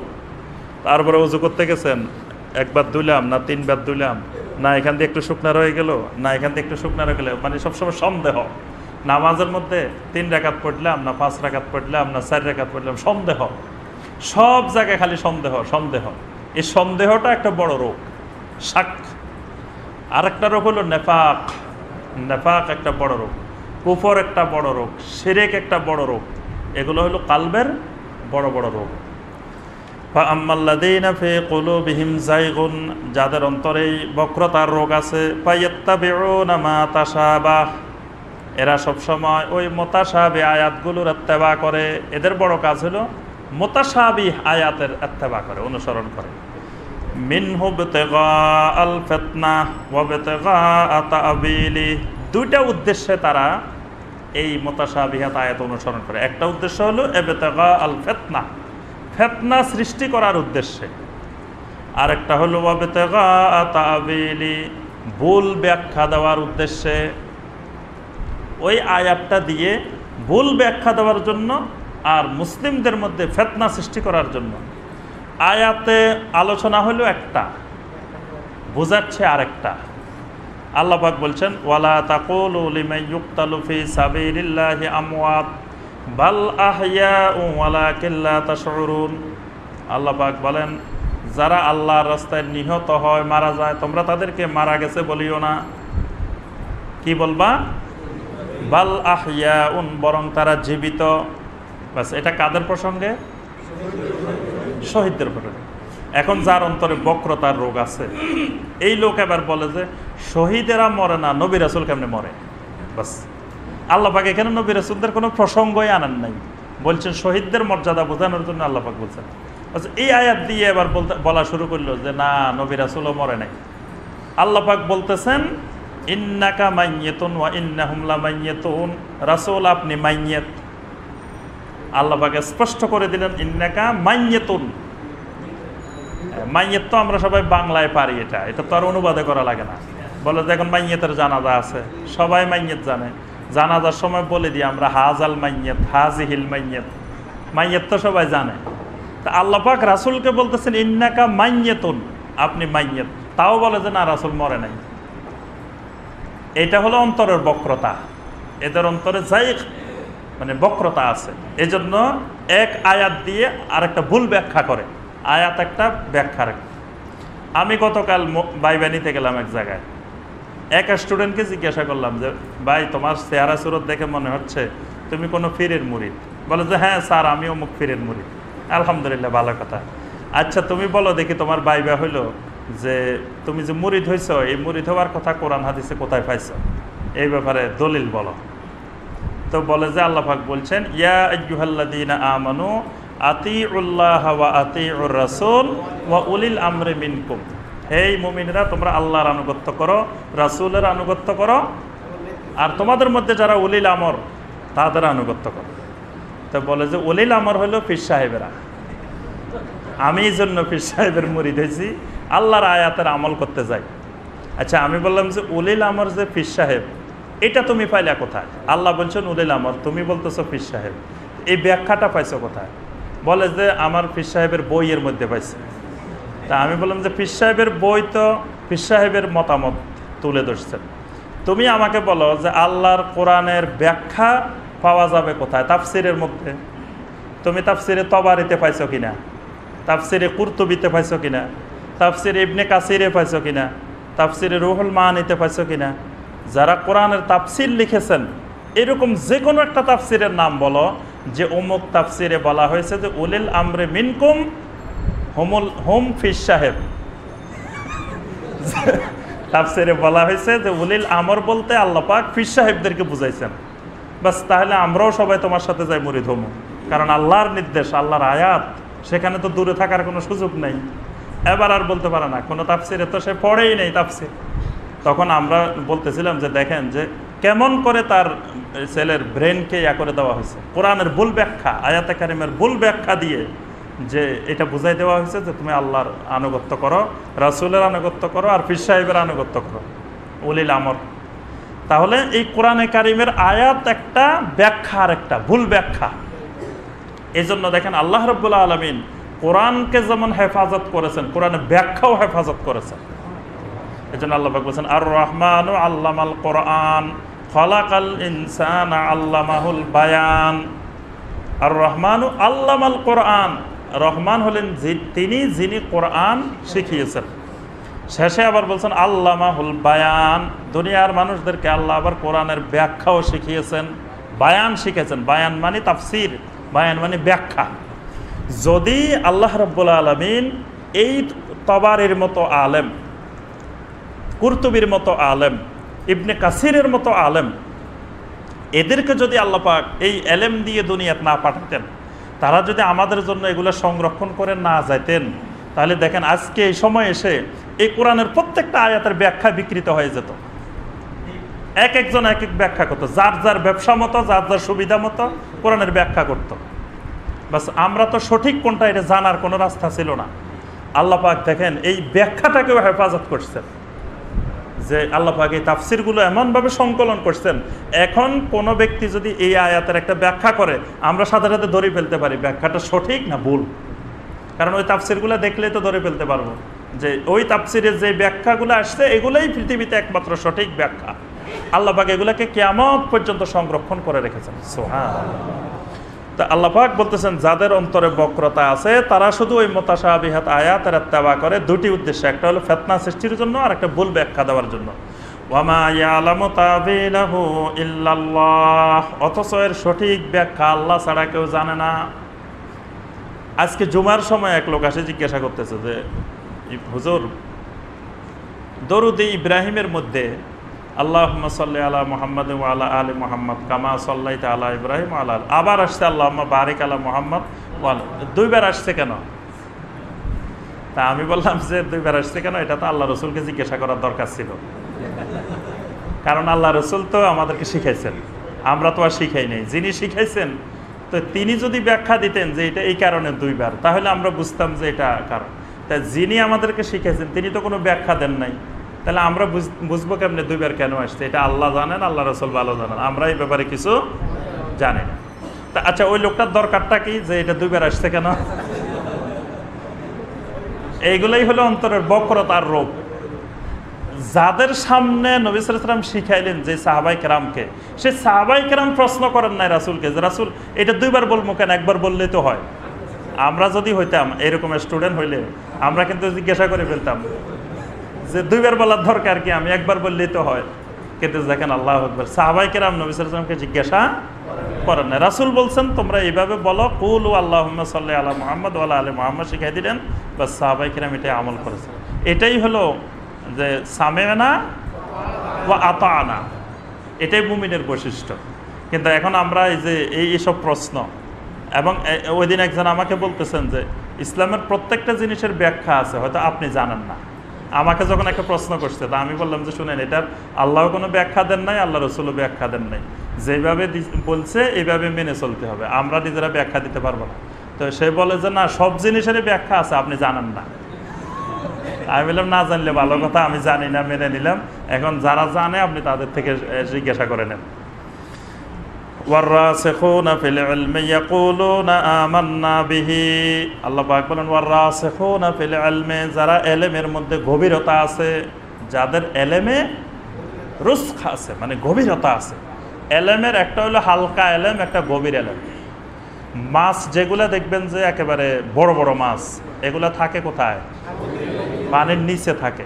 আর যেগুলা হালকা পাতলা পুঁটি মাছ, আরো ছোট ছোট মাছ, এইগুলা যে লাফানি লাফায় উপরে দিয়ে, এইগুলা লাফানি দেখলে মনে হয় যে পুকুরে তো মাছ, বিশাল মাছ, এরাই পুকুর দখল করছে। অথচ বড় বড় মাছ যেগুলা, এগুলা একেবারে গভীর পানির মধ্যে ভিতরে থাকে। এলমের মধ্যেও 2 রকমের আলেম আছে। এক ধরনের আলেম হলো হালকা এলেম, আমাদের মতো এরকম এলেমওয়ালা, এগুলো হলো পুঁটি মাছের এলেম, ওই যে ছোট ছোট মাছের এলেম, এগুলা লাফায় বেশি। আরেকটা এলেম হলো ওয়াররাসিখুনা ফিল ইলম, আল্লাহ পাক বলছে এরা এলেমের গভীরতা আছে এদের মধ্যে, এলেম খুব গভীরে, এদের হালকা এলেম না। এদের বৈশিষ্ট্য হলো কি? ইয়াকুলুনা আমান্না বিহি, তারা বলে থাকে আমান্না বিহি, ওই মুতাশাবিহাত আয়াতের উপর আমরা ঈমান আনলাম। এরা বলে আমান্না বিহি, আয়াতগুলোর উপর আমরা ঈমান আনছি, কিন্তু কোনো ব্যাখ্যা করব না। ব্যাখ্যা যেহেতু আল্লাহ পাক শিখান নাই, তা আমি ব্যাখ্যা করব কোথা থেকে? তাহলে বোঝা গেল ওই মুতাশাবিহাত আয়াতের ব্যাখ্যা না দেওয়াটাই হলো রাসিখুনা ফিল ইলমের পরিচয়। তাহলে গভীর ইলম না হালকা ইলম, এটা পরীক্ষা করার পদ্ধতি পেয়ে গেছেন। ওই মুতাশাবিহাত আয়াত সম্পর্কে জিজ্ঞাসা করবেন একজনকে, একজন আলেমকে জিজ্ঞাসা করার পরে যদি দেখেন যে উনি ব্যাখ্যা দিচ্ছেন, বুঝবেন যে পুঁটি মাছের ইলম। আর যদি দেখেন যে না, উনি বলতেছে আমান্না বিহি, এটা মুতাশাবিহাত আয়াত, ভাই এটার ব্যাখ্যা আল্লাহ দেন নাই, আমরা দিতে পারবো না, বুঝবেন যে রাসিখুনা ফিল ইলম, এটার ইলমে গভীরতা আছে। কুল্লুম মিন ইনদি রাব্বিনা, তারা বলে যে সব ইলম, এই সব আয়াত আমাদের রবের পক্ষ থেকে এসেছে, মুহকামাতও আমাদের রবের থেকে আসছে, মুতাশাবিহাতও আমাদের রবের থেকে আসছে। ওয়ামা ইয়াযাক্কারু ইল্লা উলুল আলবাব, এগুলো থেকে শুধুমাত্র জ্ঞানীরা ছাড়া আর কেউ শিক্ষা গ্রহণ করে না। অর্থাৎ এই মুতাশাবিহাত আর মুহকামাত, এই আয়াত থেকে শিক্ষা গ্রহণ করে উলুল আলবাবরা। তাহলে যারা কোরআন থেকে শিক্ষা গ্রহণ করে তাদের নাম হলো উলুল আলবাব। সুবহানাল্লাহ। উলুল আলবাবের বড় একটা বৈশিষ্ট্য আছে, সেই বৈশিষ্ট্যটা কি? রব্বানা লা তুযিগ কুলুবানা বা'দা ইয হাদাইতানা ওয়া হাব লানা মিন লাদুনকা রাহমা ইন্নাকা আনতাল ওয়াহ্হাব। যারা উলুল আলবাব, তারা আল্লাহর কাছে সবসময় দোয়া করে, রব্বানা লা তুযিগ কুলুবানা, রব্বুল আলামিন আমাদের অন্তরগুলাকে, কলবগুলাকে বাঁকা বানাই দিও না, আমাদের অন্তরে বক্রতা সৃষ্টি করিও না। বা'দা ইয হাদাইতানা, আমাদেরকে হেদায়েত দেওয়ার পরে, আল্লাহ আমরা হেদায়েত পাওয়ার পরে অন্তরগুলাকে বাঁকা বানাই দিও না। তাহলে আমরা দেখেন সবসময়ই দোয়া করি না, তারপরেও দেখা যায় অন্তর বাঁকা, সবসময় বাঁকা কথা বলি, সোজা কথা বলি না। তার কারণ কি? দোয়া কবুল হচ্ছে না, দোয়া কবুল হইতেছে না আল্লাহর কাছে। কারণ এই দোয়া সবসময় তো করি, দোয়া কবুল হচ্ছে না কেন? 2টা কারণে কবুল হচ্ছে না।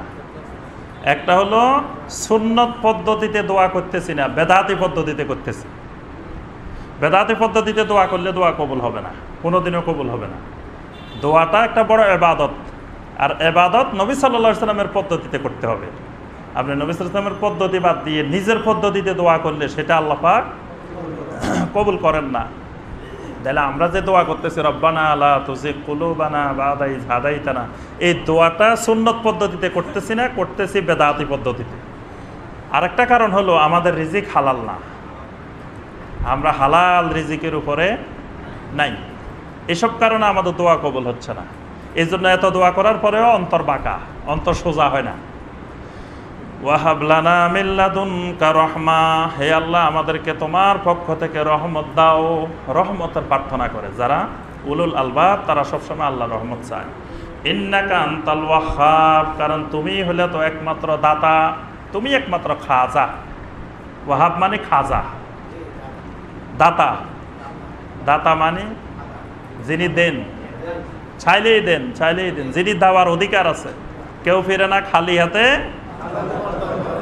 এই ওয়াহাবের দরবারে কেউ খালি হাতে ফিরে না। ওয়াহাবের দরবারে, যে আল্লাহ ওয়াহাব, যার নাম ওয়াহাব, তার দরবারে গেলে কেউ খালি হাতে ফিরে না। যদি কেউ বলে যে অন্য জায়গায় গেলে খালি হাতে ফিরে না, তাহলে এটা শিরক, স্পষ্ট শিরক। ওয়াহাব যিনি, তিনি খাজা, তার কাছে চাইলেই দেন। তিনি হলেন গাউসুল আজম। গাউসুল আজম কে? আল্লাহ রাব্বুল আলামিন। যিনি ওয়াহাব তিনি গাউসুল আজম, তিনি মহান সাহায্যকারী, মহান পরিত্রাণকারী। তার কাছে চাইলেই তিনি দেন, তার কাছে চাইলেই তিনি খুশি হন। দুনিয়ার অন্য মানুষের কাছে চাইলে মানুষ অসন্তুষ্ট হয়, আর তার কাছে চাইলে খুশি হন। তিনি হলেন ইন্নাকা আনতাল ওয়াহ্হাব। কোরআনিক নাম হলো, আল্লাহর নাম হলো ওয়াহাব, আর এটারই ফার্সি নাম হলো খাজা। তাহলে আল্লাহ ছাড়া অন্য কোনো মানুষকে খাজা বলা যাবে না। খাজা একমাত্র আল্লাহ রাব্বুল আলামিন, গাউসুল আজম একমাত্র আল্লাহ রাব্বুল আলামিন। রব্বানা ইন্নাকা জামিউন নাস লিয়াউমিল লা রাইবা ফীহ। রাব্বুল আলামিন, তুমি তো কিয়ামতের ময়দানে সকল মানুষকে একত্রকারী। লা রাইবা ফীহ, এই ব্যাপারে কোনো সন্দেহ নাই। তুমি যে মানুষদেরকে একত্রিত করবা কিয়ামতের ময়দানে, এই ব্যাপারে কোনো সন্দেহ। ইন্নাল্লাহা লা ইউখলিফুল মিআদ, কারণ আল্লাহ রাব্বুল আলামিন কখনো ওয়াদা ভঙ্গ করেন না। আল্লাহ পাক যে ওয়াদা করেন সেই ওয়াদা রক্ষা করেন। ইন্নাল্লাযীনা কাফারু লান তুগনিয়া আনহুম আমওয়ালুহুম ওয়ালা আওলাদুহুম মিনাল্লাহি শাইআ ওয়া উলাইকা হুম ওয়াকুদুন নার। কুফরি এমন একটা জিনিস, কুফরির প্রতিদান হলো জাহান্নাম। কুফরির প্রতিদান হলো জাহান্নাম, ঈমানের প্রতিদান হলো জান্নাত। আল্লাহ পাক বলেন ইন্নাল্লাযীনা কাফারু, নিশ্চয় যারা কুফরি করে, লান তুগনিয়া আনহুম আমওয়ালুহুম ওয়ালা আওলাদুহুম মিনাল্লাহি শাইআ, তাদের ধন সম্পদ, তাদের সন্তান সন্ততি আল্লাহর কাছে কোনো কাজে আসবে না। কুফরি করে, তাদের যতই ধন সম্পদ থাকুক, যতই সন্তান সন্ততি থাকুক, যতই দলবল থাকুক, লান তুগনিয়া আনহুম, আল্লাহর কাছে কোনো কাজে আসবে না। ওয়া উলাইকা হুম ওয়াকুদুন নার, এরা হলো জাহান্নামের অধিবাসী। কাদাবি আলে ফিরআউন ওয়াল্লাযীনা মিন ক্বাবলিহিম, এখানে আল্লাহ পাক বিশেষ করে আবু জেহেল, আবু লাহাব, উতবা, সাইবা, এই শয়তানগুলোর কথা বলছেন। এজন্য আল্লাহ পাক সাথে সাথে বলতেছেন এরা হলো কাদাবে আলে ফিরআউন, এরা হলো আলে ফিরআউনের মতো। আলে ফিরআউনের সম্পদ ছিল, জনবল ছিল, অসংখ্য কিছু ছিল, কিন্তু যখন আল্লাহ পাক তাদেরকে সাগরে নিয়ে পাকড়াও করলেন, তখন কোনো কিছু আর কাজে আসেনি। ওয়াল্লাযীনা মিন ক্বাবলিহিম, ফেরাউনের আগেও ছিল এরকম। ফেরাউনের আগে কারা?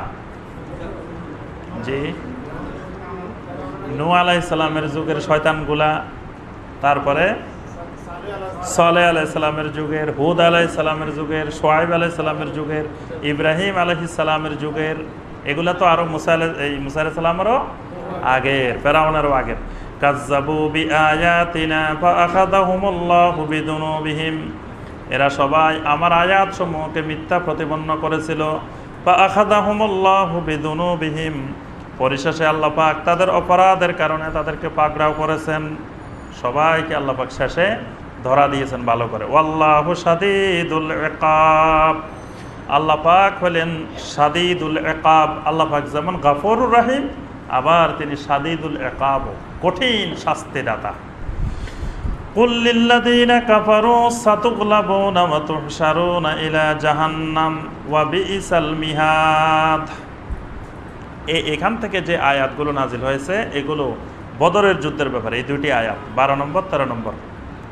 বদরের যুদ্ধ হওয়ার আগে যখন নবী সাল্লাল্লাহু আলাইহি ওয়াসাল্লাম মদিনায় হিজরত করলেন, তখন মুশরিকেরা বলতেছে যে মুহাম্মদ সাল্লাল্লাহু আলাইহি ওয়াসাল্লাম এখান থেকে পালিয়ে মদিনা গেছেন, এবার মদিনা থেকেও মুহাম্মদকে উৎখাত করা হবে। নাউজুবিল্লাহ। আল্লাহ পাক তখন রাসূলকে বললেন, রাসূল আপনি এবার এতদিন ঠান্ডা ঠান্ডা জবাব দিয়েছেন, নরম নরম জবাব দিয়েছেন, এবার একটু কঠিন জবাব দিয়ে দেন। কি জবাব দিবেন? কুল লিল্লাযীনা কাফারু, কাফেরদেরকে আপনি বলে দেন, সাতুগলাবুন, সাতুগলাবুন সিন ব্যবহার করছেন। সিন যেখানে আসবে আরবি ভাষা, তার অর্থ হলো এই বেশি দিন নাই, অল্প কয়দিন। সিন সাওফা, যেমন যে সূরা তাকাসুরের মধ্যে আছে কাল্লা সাওফা তাআলামুন সুম্মা কাল্লা সাওফা তাআলামুন, তারপরে আছে কাল্লা সাইয়ালামুন। সিন আর সাওফা এরকম আসার অর্থ হলো বেশি দিন নাই, অল্প কয়দিন। আল্লাহ পাক বলছেন সাতুগলাবুন, মক্কার মুশরিকদেরকে বলে দেন, কাফেরদেরকে বলে দেন, এই অল্প দিনের মধ্যে তোমরা পরাজয় হবে। ওয়া তুহশারুনা ইলা জাহান্নাম, জাহান্নামের মধ্যে তোমাদের একটা হাসর এখন হয়ে যাবে। কিয়ামতের ময়দানে হাসর তো হইব, তার আগে তোমাদের একটা হাসর আসতেছে। সেই হাসরটা ইলা জাহান্নাম, জাহান্নামের মধ্যে। সেই হাসরটা কোথায় হয়েছে তাদের? বদরের ময়দানে। বদরের ময়দানকে আল্লাহ পাক হাসরের ময়দান বলছেন। এবং সেখানে ওই 70 জন যে কাফেররা মারা গেছে, সেখানে সে 70 জনকে একটা গর্তের মধ্যে রেখে আল্লাহ রাসূল এই আয়াত তেলাওয়াত করতেছিলেন, ওয়া তুহশারুনা ইলা জাহান্নাম, এটাই তোমাদের জাহান্নাম, ওই গর্তটাই জাহান্নাম। ওয়া বিইসাল মিহাদ, আর ওই জাহান্নাম কতই না নিকৃষ্ট স্থান, কতই না নিকৃষ্ট আবাসস্থল। কাদ কানা লাকুম আয়াতুন ফি ফিয়াতাইনিল তাকাতা, এই আয়াতটা নাযিল হয়েছে পরে। ওই আয়াতটা হলো বদরের আগে, এই আয়াতটা হলো বদরের পরে। কাদ কানা লাকুম আয়াতুন ফি ফিয়াতাইনিল তাকাতা, আল্লাহ পাক বলেন যেই দুটি দলের মধ্যে লড়াই হয়েছিল, এখানে তোমাদের জন্য বিরাট একটা শিক্ষণীয় বিষয় আছে। ফিয়াতুন তুকাতিলু ফি সাবিলিল্লাহ, একদল লড়াই করেছিল আল্লাহর পথে। নবী সাল্লাল্লাহু আলাইহি ওয়াসাল্লাম এবং সাহাবায়ে কেরাম, যেই 313 জন সাহাবী বদরের ময়দানে দাঁড়িয়েছিলেন, এরা লড়াই করেছেন তুকাতিলু ফি সাবিলিল্লাহ, এরা আল্লাহর রাস্তায় লড়াই করেছেন। ওয়া উখরা কাফেরা, আরেক দল ছিল এর বিপরীতে কুফফাররা, কাফেররা। ইয়ারাউনাহুম মিসলাইহিম রা'য়াল আইন, তাদের বাহ্যিক দৃষ্টিতে তারা তাদেরকে দ্বিগুণ দেখেছিল। কারা কাকে দ্বিগুণ দেখছে এখানে কিন্তু 7-8টা মত আছে। আল্লাহ পাক বলেন ইয়ারাউনাহুম মিসলাইহিম রা'য়াল আইন, তাদের বাহ্যিক দৃষ্টিতে তারা তাদেরকে দ্বিগুণ দেখছে। কে কাকে দ্বিগুণ দেখছে? এখানে মুফাসসিরিন একরাম অনেক ব্যাখ্যা করছেন। কেউ বলছেন যে না, মুমিনেরা 313 জন, কাফেররা কত? 1000। আসলে কিন্তু 3 গুণ, কিন্তু মুমিনেরা দেখছে দ্বিগুণ। দ্বিগুণ দেখার কারণ হলো 3 গুণ দেখলে তাদের সাহস আরো কমে যেত। তাদের সাহস বাড়ানোর জন্য আল্লাহ পাক দেখাইছেন দ্বিগুণ, দেখছে যে দ্বিগুণ। আবার আরেকটা ব্যাখ্যা করেছেন মুফাসসিরিন একরাম যে কাফেরেরা মুমিনদেরকে দ্বিগুণ দেখছে, অথচ তাদের 3 ভাগের 1 ভাগ, মাত্র 313 জন, কিন্তু তারা দেখছে যে ওরা 1000, মুমিনেরা 2000। এবং 2000 দেখার কারণ আছে, ওই 313 জনের সাথে আল্লাহর অসংখ্য ফেরেশতা ছিলেন, ওই ফেরেশতাদেরকে সহ তারা দেখছেন। এই জন্য দেখে তাদের প্রথমে মনোবল ধ্বংস হয়ে গেছে, প্রথমেই তারা বুঝে গেছে যে আমাদের দ্বিগুণ। আল্লাহ পাক এখানে দ্বিগুণ দেখানোর ব্যবস্থা করেছেন। এই জন্য আল্লাহ পাক বলছেন তারা তাদের বাহ্যিক দৃষ্টিতে তাদেরকে দ্বিগুণ দেখছে। আমার কোনো কোনো মুফাসসিরিন কেরাম বলছেন শুধু ফেরেশতাদেরকে দ্বিগুণ দেখছে কাফেররা, মুমিন দেখে নাই। মানে মুমিনদের বাদ দিয়ে শুধু ফেরেশতাদেরকে আল্লাহ পাক দেখাইছেন কাফেরদের সামনে। সে ফেরেশতাদেরকে তাদের 1000-এর দ্বিগুণ দেখছেন তারা। ওয়াল্লাহু ইউআইয়িদু বিনাসরিহি মান ইয়াশা, আল্লাহ পাক বলেন বিজয় শুধু সংখ্যা দিয়ে হয় না, বিজয় হয় ইউআইয়িদু বিনাসরিহি, আল্লাহর সাহায্য দিয়ে। আল্লাহর সাহায্যটাই বিজয়ের মাধ্যম। আল্লাহর সাহায্য না থাকলে আপনার লক্ষ লক্ষ হইলেও বিজয় হবে না। আল্লাহর সাহায্য থাকলে 313 জন দিয়েও বিজয় হবে। ইন্না ফি যালিকা লাইবরাতাল লিউলিল আবসার, এর মধ্যে অনেক শিক্ষণীয় বিষয় আছে। বদরের মধ্যে অনেক ইবরা, অনেক শিক্ষণীয় বিষয় আছে, তবে সবার জন্য না। লি উলিল আবসার, যারা চোখওয়ালা, যাদের চোখ আছে, চোখ না থাকলে তার জন্য একেবারে সব দেখলেও কোনো শিক্ষণীয় বিষয় নেই।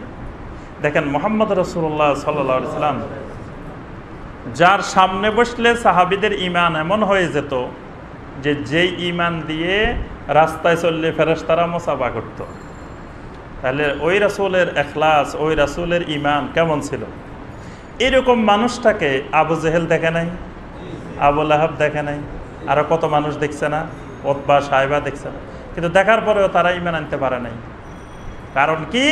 লি উলিল আবসার ছিল না, তাদের চোখ ছিল না। আল্লাহ পাক তাদের চোখকে অন্ধ করে দিয়েছেন।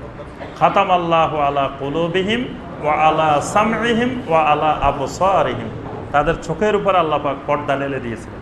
এজন্য সব দেখার পরেও তারা হেদায়েত নসিব হয়নি। যুয়্যিনা লিন-নাসি হুব্বুশ শাহাওয়াতি মিনান নিসাই ওয়াল বানিনা ওয়াল কানাতিরিল মুকান্তারাহ। 14 নম্বর আয়াতে আল্লাহ রাব্বুল আলামিন দুনিয়াটাকে কিভাবে সুশোভিত করেছেন এই জিনিসগুলোর আল্লাহ পাক বর্ণনা দিয়েছেন, যাতে মুমিনেরা এগুলা থেকে সতর্ক থাকতে পারে। যুয়্যিনা লিন-নাস, দুনিয়ার মানুষের জন্য সুশোভিত করা হয়েছে হুব্বুশ শাহাওয়াত, শাহাওয়াতের সামগ্রী, শাহাওয়াতের মহব্বত। শাহাওয়াতের মহব্বত মানে দুনিয়ার আকর্ষণীয় জিনিসের মহব্বত। আকর্ষণীয় জিনিস কি কি? 1 নম্বর হলো মিনান নেসা। নেসা মানে কি? স্ত্রী না, নারী। দুনিয়াতে 1 নম্বরে সুশোভিত করা হয়েছে নারী। এই জন্য নবী সাল্লাল্লাহু আলাইহি ওয়াসাল্লাম বলছেন, আমার উম্মতরা ইত্তাকুদ দুনিয়া ওয়াত্তাকুন নিসা, ইত্তাকুদ দুনিয়া ওয়াত্তাকুন নিসা। আমার উম্মতরা দুনিয়ার ব্যাপারে সাবধান থাকিও, নারীদের ব্যাপারে সাবধান থাকিও। ফা ইন্না আউওয়ালা ফিতনাতিন কানাত ফি বানি ইসরাঈল ফিন নিসা, বনি ইসরাইলের মধ্যে সর্বপ্রথম ফিতনা শুরু হয়েছিল নারী দিয়ে। নারী দিয়ে ফিতনা শুরু হয়েছিল, তোমাদেরও ফিতনা শুরু হবে। আর নারীর ফিতনা একা ফিতনা না, নারীর ফিতনার সাথে আরো অনেকগুলো ফিতনা জড়িত। যেখানে নারী আসবে সেখানে মদ আসবে, মাদকাসক্তি আসবে। যেখানে নারী আসবে সেখানে জুয়া আসবে। যেখানে নারী আসবে সেখানে অশ্লীলতা আসবে, ঝগড়াঝাটি আসবে, হত্যাকাণ্ড আসবে। অসংখ্য জিনিস একটার সাথে জড়িত। এই জন্য আল্লাহ পাক বলছেন দুনিয়াটাকে আমি সুশোভিত করেছি মিনান নিসা, নারী দিয়ে। আবার আমরা যদি একটি বিষয়, একজন বড় আলেম তিনি ব্যাখ্যা দিয়েছেন যে পুরুষ বলেন আর নারী বলেন, আমাদের শরীরের যে সৌন্দর্যটা, এই সৌন্দর্যটা হলো কিছু মানে নাপাক জিনিসের সৌন্দর্যতা। পুরুষ নারী যেই বলেন, আপনি তাকে যদি এমন কিছু ওষুধ খাওয়াই দেন যে শুধু তার পাতলা পায়খানা হবে, ডায়রিয়া হবে, কন্টিনিউ চলতে থাকবে, কয়েকদিন পাতলা পায়খানা হওয়ার পরে তার শরীরের থেকে যখন সব চলে যাবে তখন তার আর ওই সৌন্দর্যটা থাকবে না। তাহলে ওই সৌন্দর্যটা তার প্রকারান্তরে ওগুলোই সৌন্দর্য।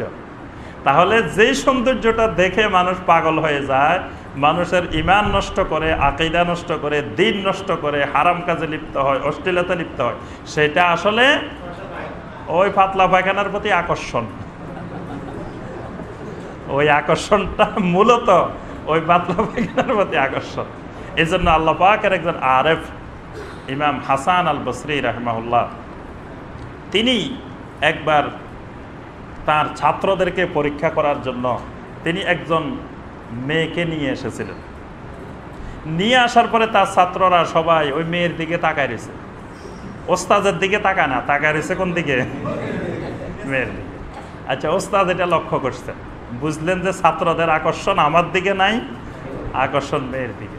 বাস ওই মেয়েটাকে ওস্তাদ ওষুধ খাওয়াই দিলেন, একটা পায়খানা হওয়ার ট্যাবলেট খাওয়াই দিচ্ছেন, একটা ওষুধ খাওয়াই দিলেন। খাওয়ানোর পরে এই মেয়েটা কয়েকদিন ধরে অনবরত তার ডায়রিয়া।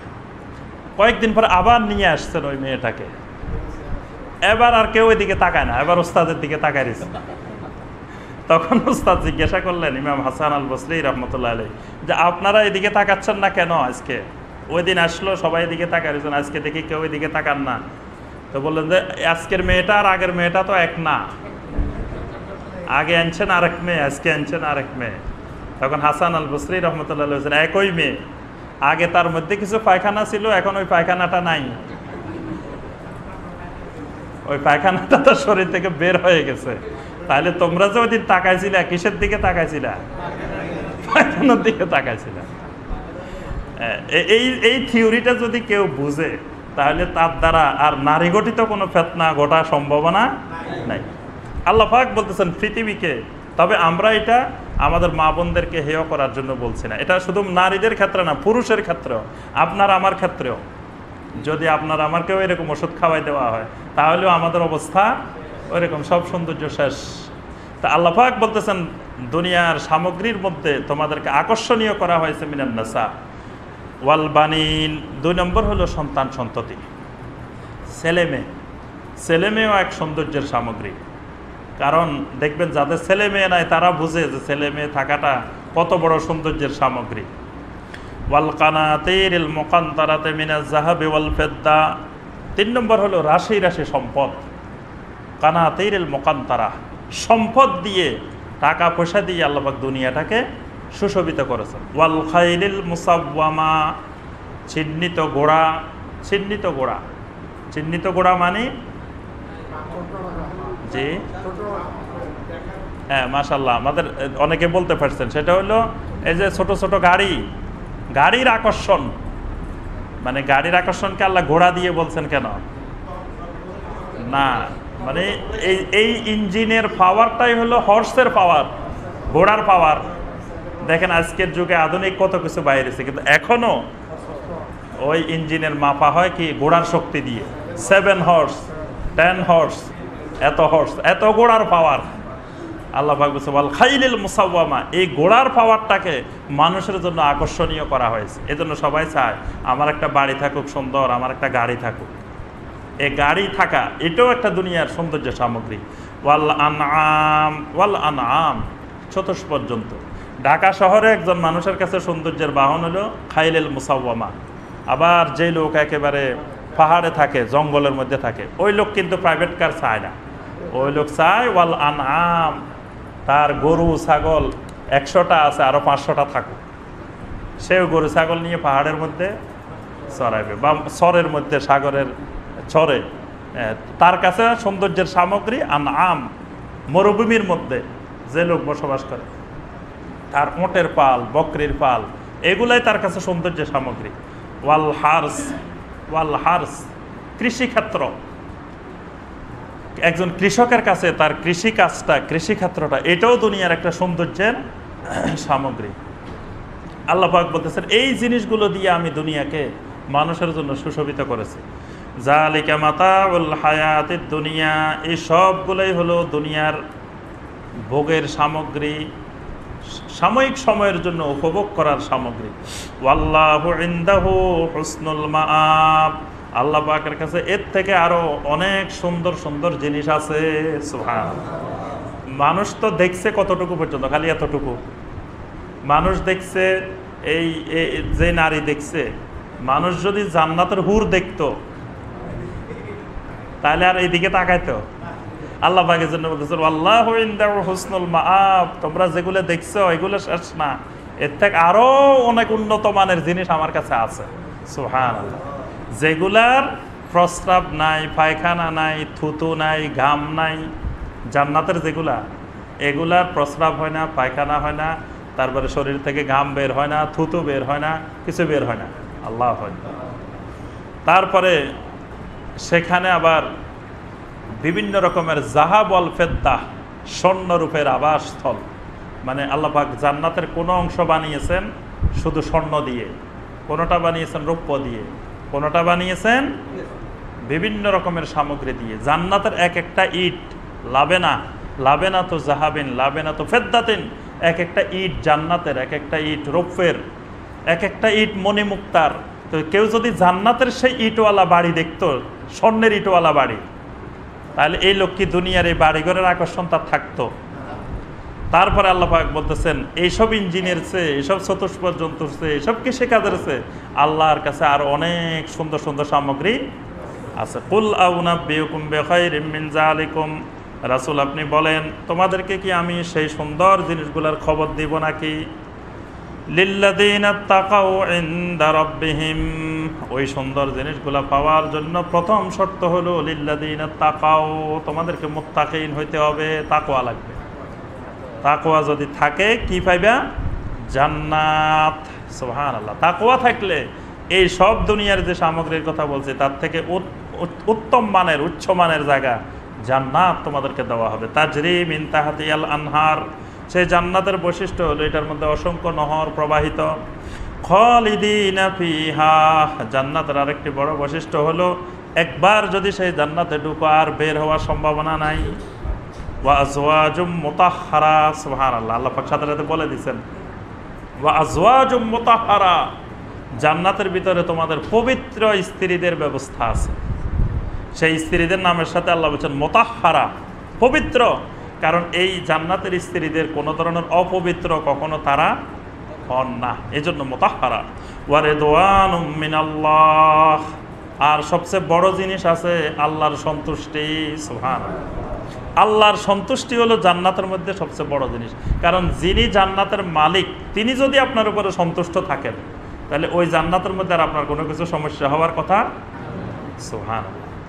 ওয়াল্লাহু বাসীরুম বিল ইবাদ, আল্লাহ পাক আল্লাহর বান্দাদের প্রতি দৃষ্টি রাখেন। ওয়াল্লাহু বাসীরুম বিল ইবাদ, আল্লাহ আল্লাহর বান্দাদেরকে দেখে রাখেন। তাহলে আপনাকে আমাকে হযরত কেবলা দেখে রাখতে পারে, খাজা বাবা দেখে রাখতে পারে। যদি কেউ বিশ্বাস করে যে আপনার কবরে থেকে কোনো আল্লাহর ওলি আপনার গাড়িটা দেখে রাখবে, যে গাড়ি, নতুন গাড়ি কিনে আমাদের দেশের লোক মাজারে দৌড় দেয়, বাবার মাজারে। কেন দৌড় দেয়? ওই বাবারে বলে আসবে যে বাবা গাড়ি এটা কিনছি, আপনি গাড়িটার দিকে একটু নজর রাখবেন, আমার গাড়িটা যাতে অ্যাক্সিডেন্ট না হয়। বাস, এই বাবার নজরে দিয়ে আসলো। এই বাবার নজরে দেওয়াটাই শিরক। আল্লাহ বলছে আল্লাহু বাসীরুম বিল ইবাদ, এটা আল্লাহর নজরে দিতে হবে। আল্লাহকে বলতে হবে যে আল্লাহ আমি এই গাড়ি কিনছি, এটা তোমার নজরে দিলাম, তুমি দেখে রাখবা, তুমি হেফাজত করবা, তুমি এটাকে অ্যাক্সিডেন্ট থেকে রক্ষা করবা, তুমি আমার রিজিকে বরকত দিবা। এটাই আল্লাহ বলছেন আল্লাহু বাসীরুম বিল ইবাদ, বান্দার সব কিছু দেখে রাখার দায়িত্ব আল্লাহ। সুতরাং এটা আল্লাহর নজরে দিতে হবে, এটা অন্য কারো নজরে যে অমুকে আমাকে দেখে রাখবে, অমুক বাবা দেখে রাখবে, এগুলা হলো শিরকি ধারণা। আল্লাযীনা ইয়াকুলুনা রাব্বানা ইন্নানা আমান্না ফাগফির লানা যুনুবানা ওয়া কিনা আযাবান নার। আল্লাহর বান্দারা, ওই বান্দাগুলোকে আল্লাহ দেখে রাখেন যারা সব সময় বলে রব্বানা ইন্নানা আমান্না, রব্বুল আলামিন আমরা তো আপনার উপরে ঈমান এনেছি, ফাগফির লানা যুনুবানা, সুতরাং আপনি আমাদের গুনাহগুলো মাফ করে দেন, ওয়া কিনা আযাবান নার, আর আমাদেরকে জাহান্নামের আগুন থেকে রক্ষা করেন। সুবহানাল্লাহ। এখানে দোয়ার একটি গুরুত্বপূর্ণ পদ্ধতি আল্লাহ পাক বর্ণনা করেছেন। দোয়ার পদ্ধতি হলো আল্লাহর কাছে ঈমানের উসিলা দিয়ে দোয়া করা। ঈমানের উসিলা দিয়ে দোয়া করা। রব্বানা ইন্নানা আমান্না, হে আল্লাহ আমরা ঈমান আনছি, ফাগফির লানা যুনুবানা, সুতরাং ওই ঈমানের উসিলায় আপনি আমাদের গুনাহ মাফ করেন। তাহলে গুনাহ মাফ করার উসিলা হবে ঈমান। কিন্তু আমরা দোয়ার পদ্ধতি জানি না, উসিলা দিই শিরকি উসিলা, যেগুলা তাওহীদি উসিলা, আল্লাহ পাক যে উসিলা শিখাইছেন সেই উসিলা দিতে জানি না। আল্লাহ পাক শিখাইছেন তোমরা এভাবে দোয়া করো, রব্বানা ইন্নানা আমান্না, হে আল্লাহ আমরা তো আপনার উপরে ঈমান আনছি, ফাগফির লানা যুনুবানা, আমাদের ঈমানের কারণে আপনি আমাদের গুনাহ মাফ করে দেন। ঈমানের উসিলা দিয়ে দোয়া করা, আমলের সালের উসিলা দিয়ে আল্লাহর কাছে দোয়া করা, এটাই হলো সুন্নাহ পদ্ধতি দোয়া। আস-সাবিরিন, এই মানুষগুলার, এই বান্দাগুলার বৈশিষ্ট্য হলো এরা সাবিরিন, এরা ধৈর্যশীল, এরা সাবিরিন। ওয়াস-সাদিকিন, এদের বৈশিষ্ট্য হলো এরা সাদিকিন, এরা সত্য কথা বলে, এরা মিথ্যা জানে না, এরা সাদিকিন। ওয়াল কানিতিন, এদের বৈশিষ্ট্য হলো এরা কানিতিন। কানিতিন কারা? কানিতিনের একটু ব্যাখ্যা দরকার। আমরা বিতিরের নামাজে একটা দোয়া পড়ি না? এই দোয়াটার নাম কি? আবার প্রত্যেক নামাজের শেষ বৈঠকে একটা দোয়া পড়ি, সেটার নাম কি? তাহলে ওইটার নাম দোয়ায়ে মাসুরা, আর এটার নাম দোয়ায়ে কুনুত। তাহলে বোঝা যায় দুটার মধ্যে একটু পার্থক্য আছে। না হয় একই নাম হইল না, নাম দুইটা হইল কেন? দোয়ায়ে মাসুরা, মাসুরা মানে মা উসিরাত ফিল কোরআনে ওয়াস সুন্নাহ, কোরআন এবং সহিহ হাদিসে যত দোয়া আছে সেগুলোর নাম হলো দোয়ায়ে মাসুরা। মাসুরা মানে আসারের মধ্যে আছে, আসার মানে কোরআন আর হাদিস। আরেকটা হলো দোয়ায়ে কুনুত। কুনুত মানে অনুগত হওয়া, এটা হলো অনুগত বান্দাদের দোয়া। অনুগত বান্দাদের দোয়া মানে এই দোয়াটা এত বেশি উপযোগী, কোনো ব্যক্তি যদি এই দোয়ার আমল করে ফেলে সেই লোক আল্লাহ পাকের কানেতিন বান্দা হয়ে যাবে। সুবহানাল্লাহ। যেমন আল্লাহুম্মা ইন্না নাস্তাঈনুকা, হে আল্লাহ আমি সাহায্য চাই একমাত্র, যে লোক একমাত্র আল্লাহর কাছে সাহায্য চায় সে কি আর খাজা বাবার কাছে সাহায্য চাইতে পারে? আর কারো কাছে সে সাহায্য পুরোপুরি তাওহীদবাদী, কোনো বিন্দুমাত্র শিরক তার মধ্যে নাই। তারপরে ইন্না নাস্তাঈনুকা ওয়া নাস্তাগফিরুকা, আমরা ইস্তিগফার করি একমাত্র তোমার কাছে। তারপরে ওয়া নুমিনু বিকা, আমরা ঈমান আনছি একমাত্র আপনার উপরে। ওয়া নাতাওয়াক্কালু আলাইকা, তাওয়াক্কুল করি, একবার ঈমানের মূল পয়েন্টগুলো তাওয়াক্কুল। ওয়া নাতাওয়াক্কালু আলাইকা, তাওয়াক্কুল করি একমাত্র আপনার উপরে, আর কারো উপরে আমাদের ভরসা করি না। তারপরে ওয়া নুসনি আলাইকাল খায়র, আর আমরা সানা প্রশংসা করি সবসময় আপনার। সানা করি কার? আল্লাহর, অন্য কারো ওই প্রশংসা আমরা করি না। তারপরে ওয়ানাশকুরুকা, শুকর আদায় করি কার? তোমার। তারপরে ওয়ালা নাকফুরুকা, আমরা কখনো তোমার সাথে কোনো কুফরি করি না। ওয়ালা নাকফুরুকা। এরপরের কথাটা আরো মারাত্মক, ওয়া নাখলাউ ওয়া নাতরুকু মান ইয়াবজুরুকা। নাখলাউ, নাখলাউ মানে কি বলেন দেখি? নাখলাউ মানে খোলা করে দিছি। খোলা মানে তালাক, তালাক দিয়ে দিছি। স্বামী দিলে তালাক, স্ত্রী দিলে খোলা। এখানে আল্লাহ তালাক শব্দ ব্যবহার করেন না, খোলা ব্যবহার করছেন। খোলা মানে কি? মানে আপনি আরেকজনকে তালাক দিচ্ছেন, সে কিন্তু আপনাকে তালাক দেয় নাই, এই জন্য এটা নাখলাউ হয়েছে। কথাটা বুঝতে পারছেন? আপনি কারে তালাক দিচ্ছেন সেটা পরে আসতেছে। প্রথম বলতেছেন যে ওয়া নাখলাউ, আমি একেবারে সম্পূর্ণ আলাদা হয়ে গেলাম, খোলা করে দিলাম, তালাক দিয়ে দিলাম। ওয়া নাতরুকু, আমি একেবারে পরিত্যাগ করে ফেললাম। মাইয়াবজুরুকা, যারা তোমার নাফরমানি করে, যারা তোমার নাফরমানি করে তাদের সাথে আমার কোনো ধরনের সম্পর্ক নাই, একেবারে সব তালাক দিয়ে ফেলছি, খোলা করে ফেলছি। দেখেন, এই দোয়ার উপরে যদি কেউ আমল করে এই লোক কানেতিন হবে না, আর কে কানেতিন হবে? ওয়া নাখলাউ ওয়া নাতরুকু মাইয়াবজুরুকা, তোমার নাফরমানি যারা করে তাদের সাথে আমি তাদেরকে বর্জন করে ফেললাম, তাদেরকে ছেড়ে দিলাম, তাদেরকে তালাক দিয়ে দিলাম, তাদের সাথে আমার কোনো সম্পর্কই নেই। অথচ এই দোয়া পড়ি বাইরে ওই প্রথম সাক্ষাৎ কার সাথে? মাইয়াবজুরুকা। মসজিদে বলে গেলাম ওয়া নাখলাউ ওয়া নাতরুকু মাইয়াবজুরুকা, বাহির হওয়ার পরে প্রথম সাক্ষাৎ কথাবার্তা মুসাফাহা মুআনাকা ওই মাইয়াবজুরুকা, মানে কথার বরখেলাপ, ভিতরে এক কথা বাইরে যায় আরেক কথা। এটাই হলো আমাদের মুনাফিকের বড় লক্ষণ। আর ওই দোয়ার উপরে যদি আমল থাকতো তাহলে আমরা হয়ে যেতাম কানেতিন। আল্লাহ পাক বলছে এরা হলো কানেতিন। এইভাবে দোয়ায়ে কুনুতের প্রত্যেকটি অংশ তাওহীদের গুরুত্বপূর্ণ মূল পয়েন্টগুলো ঈমানের। এই জন্য এই দোয়াটার নাম হয়েছে দোয়ায়ে কুনুত। আল্লাহুম্মা হদিনি ফিমান হাদাইত ওয়া আফিনি ফিমান আফাইত ওয়া তাওয়াল্লানি ফিমান তাওয়াল্লাইত। এইভাবে ওই দোয়াটা, দোয়ায়ে কুনুত আবার একটা না, আমরা তো খালি একটা জানি, আল্লাহুম্মা ইন্না নাস্তাঈনুকা। নবী সাল্লাল্লাহু আলাইহি ওয়াসাল্লাম অনেকগুলো দোয়ায়ে কুনুত পড়তেন, এজন্য খালি একটা দোয়ায়ে কুনুত অনেকে আছে একটাও জানে না। এখানে যদি ইন্টারভিউ নেওয়া শুরু করি যে কয়জনে দোয়ায়ে কুনুত পারেন, খুব কম ভাই আছে দোয়ায়ে কুনুত পারে, মানে আল্লাহুম্মা ইন্না নাস্তাঈনুকা এটাও পারে না, অন্যগুলা তো দূরের কথা। আবার এই মাসালা আসে বিভিন্ন সময় যে হুজুর দোয়ায়ে কুনুত না পড়লে কি অন্য কোনো সূরা পড়লে হবে? 3 বার কুল আল্লাহ পড়লে হবে? এরকমও জিজ্ঞাসা করে। যিনি দোয়ায়ে কুনুত পারেন না তিনি পড়ার দরকার নেই, দোয়ায়ে কুনুত না পড়লেও ভীতির হবে। তবে চেষ্টা করতে হবে শিখার জন্য। শিখতে যে কয়দিন লাগে এই কয়দিন আল্লাহ মাফ করবেন, কিন্তু আপনি শিখার উসিলা দিয়ে যদি 10 বছর কাটাই দেন যে এখনো শিখতে পারি নাই, শিখার উসিলা দিয়ে 10 বছর ওজর পেশ করা যাবে না। হয়তো 2 দিন, না হয় 3 দিন, না হয় সর্বোচ্চ দিলাম 1 সপ্তাহ, এর বেশি তো আর ওজর হওয়ার কথা না। ওয়াল মুনফিকিন, এদের আরেকটি বৈশিষ্ট্য হলো এরা মুনফিকিন।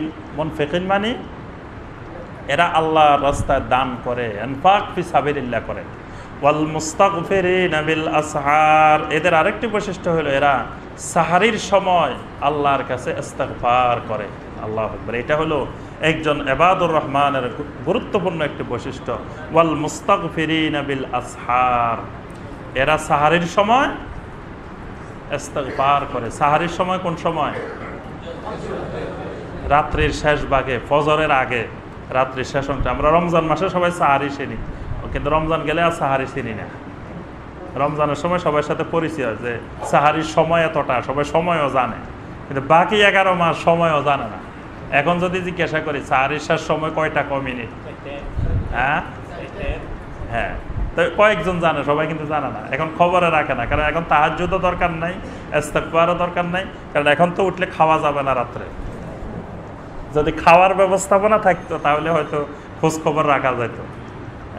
এখন উঠে ইবাদত বন্দেগী করতে হবে 11 মাস, আল্লাহর কাছে ইস্তিগফার করার সময়। আল্লাহ পাক সূরা আল ফুরকানের 64 নম্বর আয়াতে বলছেন, ওয়াল্লাযীনা ইয়াবিতুনা লিরাব্বিহিম সুজদান ওয়া কিয়ামা, যারা ইবাদুর রহমান তাদের রাত অতিবাহিত হয় সিজদার মাধ্যমে আর কিয়ামের মাধ্যমে। সুজদান ওয়া কিয়ামা, তাদের রাত অতিবাহিত হয়। তাদের আরেকটা আয়াতে আল্লাহ পাক বলছেন, এদের পিঠটা খুব কমেই বিছানার সাথে লাগে। রাত্রিবেলায় মুমিনের পিঠ বেশিক্ষণ বিছানার সাথে লেগে থাকে না, বিছানা থেকে এদের পিঠটা আলাদা থাকে। এটা হলো মুমিনের বড় বৈশিষ্ট্য। মুমিনের কাছে রাতটাই হলো আনন্দের, দিনের চেয়ে মুমিনের কাছে রাত হলো খুশির। আমাদের খুশি হলো রাত্রে বেশি করে ঘুমানো যায়, কিন্তু রাত হলো ইবাদতের জন্য। আল্লাহ পাক আমাদের সবাইকে কোরআনে কারিমের এই আয়াতগুলোর আলোকে আমল করার তৌফিক দান করুন। আল্লাহ পাক আমাদের সবাইকে সাবিরিন, সাদিকিন, কানিতিন, মুনফিকিন, মুস্তাগফিরিন বিল আসহার হওয়ার তৌফিক দান করুন। আমিন ইয়া রাব্বাল আলামিন। সুবহানাকা আল্লাহুম্মা বিহামদিকা আশহাদু আল্লা ইলাহা ইল্লা আনতা আস্তাগফিরুকা ওয়া আতুবু ইলাইক। একেবারে জরুরি 2-1টা প্রশ্ন থাকলে করতে পারেন, এরপর ইনশাআল্লাহ আমরা সালাতুল ইশা আদায়।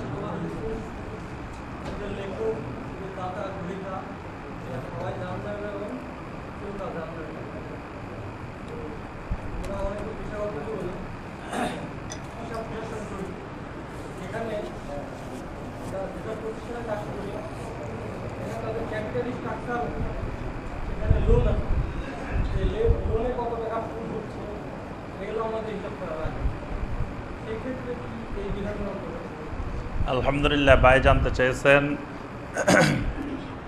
সুদের ব্যাপারে নবী সাল্লাল্লাহু আলাইহি ওয়াসাল্লাম বলছেন, লাআন আল্লাহু আকিলার রিবা ওয়া মুকিলাহু ওয়া শাহিদাইহি ওয়া কাতিবাহু। সুদ দাতা, সুদ গ্রহীতা, সুদের সাক্ষী আর সুদের লেখক সকলের উপরে আল্লাহ পাকের লাআনত। ভাই জানতে চেয়েছেন কোনো ব্যক্তি যদি চাকরি করে যেখানে সেখানে সুদের লেখার কাজ কারবার হয়, হিসাব রাখা হয়, সেটা শরীয়তের দৃষ্টিতে কতটুকু বৈধ। এই বিষয়ে আমরা এর আগে অনেকবার আলোচনা করেছি, ভাই হয়তো এটা শুনতে পারেন নাই। আমাদের তাফসিরগুলো শুনলে আলহামদুলিল্লাহ আপনারা সব প্রশ্নের উত্তর এমনি অটোমেটিক পেয়ে যাবেন। তো এটা মূলত যিনি যে চাকরি করেন, যেখানেই করেন, সেটা যেটাই হোক, যদি সেটা সুদের হিসাব রাখার কাজ হয় তাহলে সেটা ইসলামী শরীয়তে অনুমোদিত নেই, সেটা হারাম, হারামে। তা এখন যদি কেউ এই হারাম বাধ্য হয়ে করে এবং তিনি আল্লাহর কাছে কি জবাব দিবেন সেটা তার নিজের ব্যাপার, কিন্তু আমরা হারামকে হালাল করতে পারবো না, হালালকে হারাম করা যাবে না, হারামকে হালাল করা যাবে না, এই দায়িত্ব আল্লাহ আমাদেরকে দেন নাই।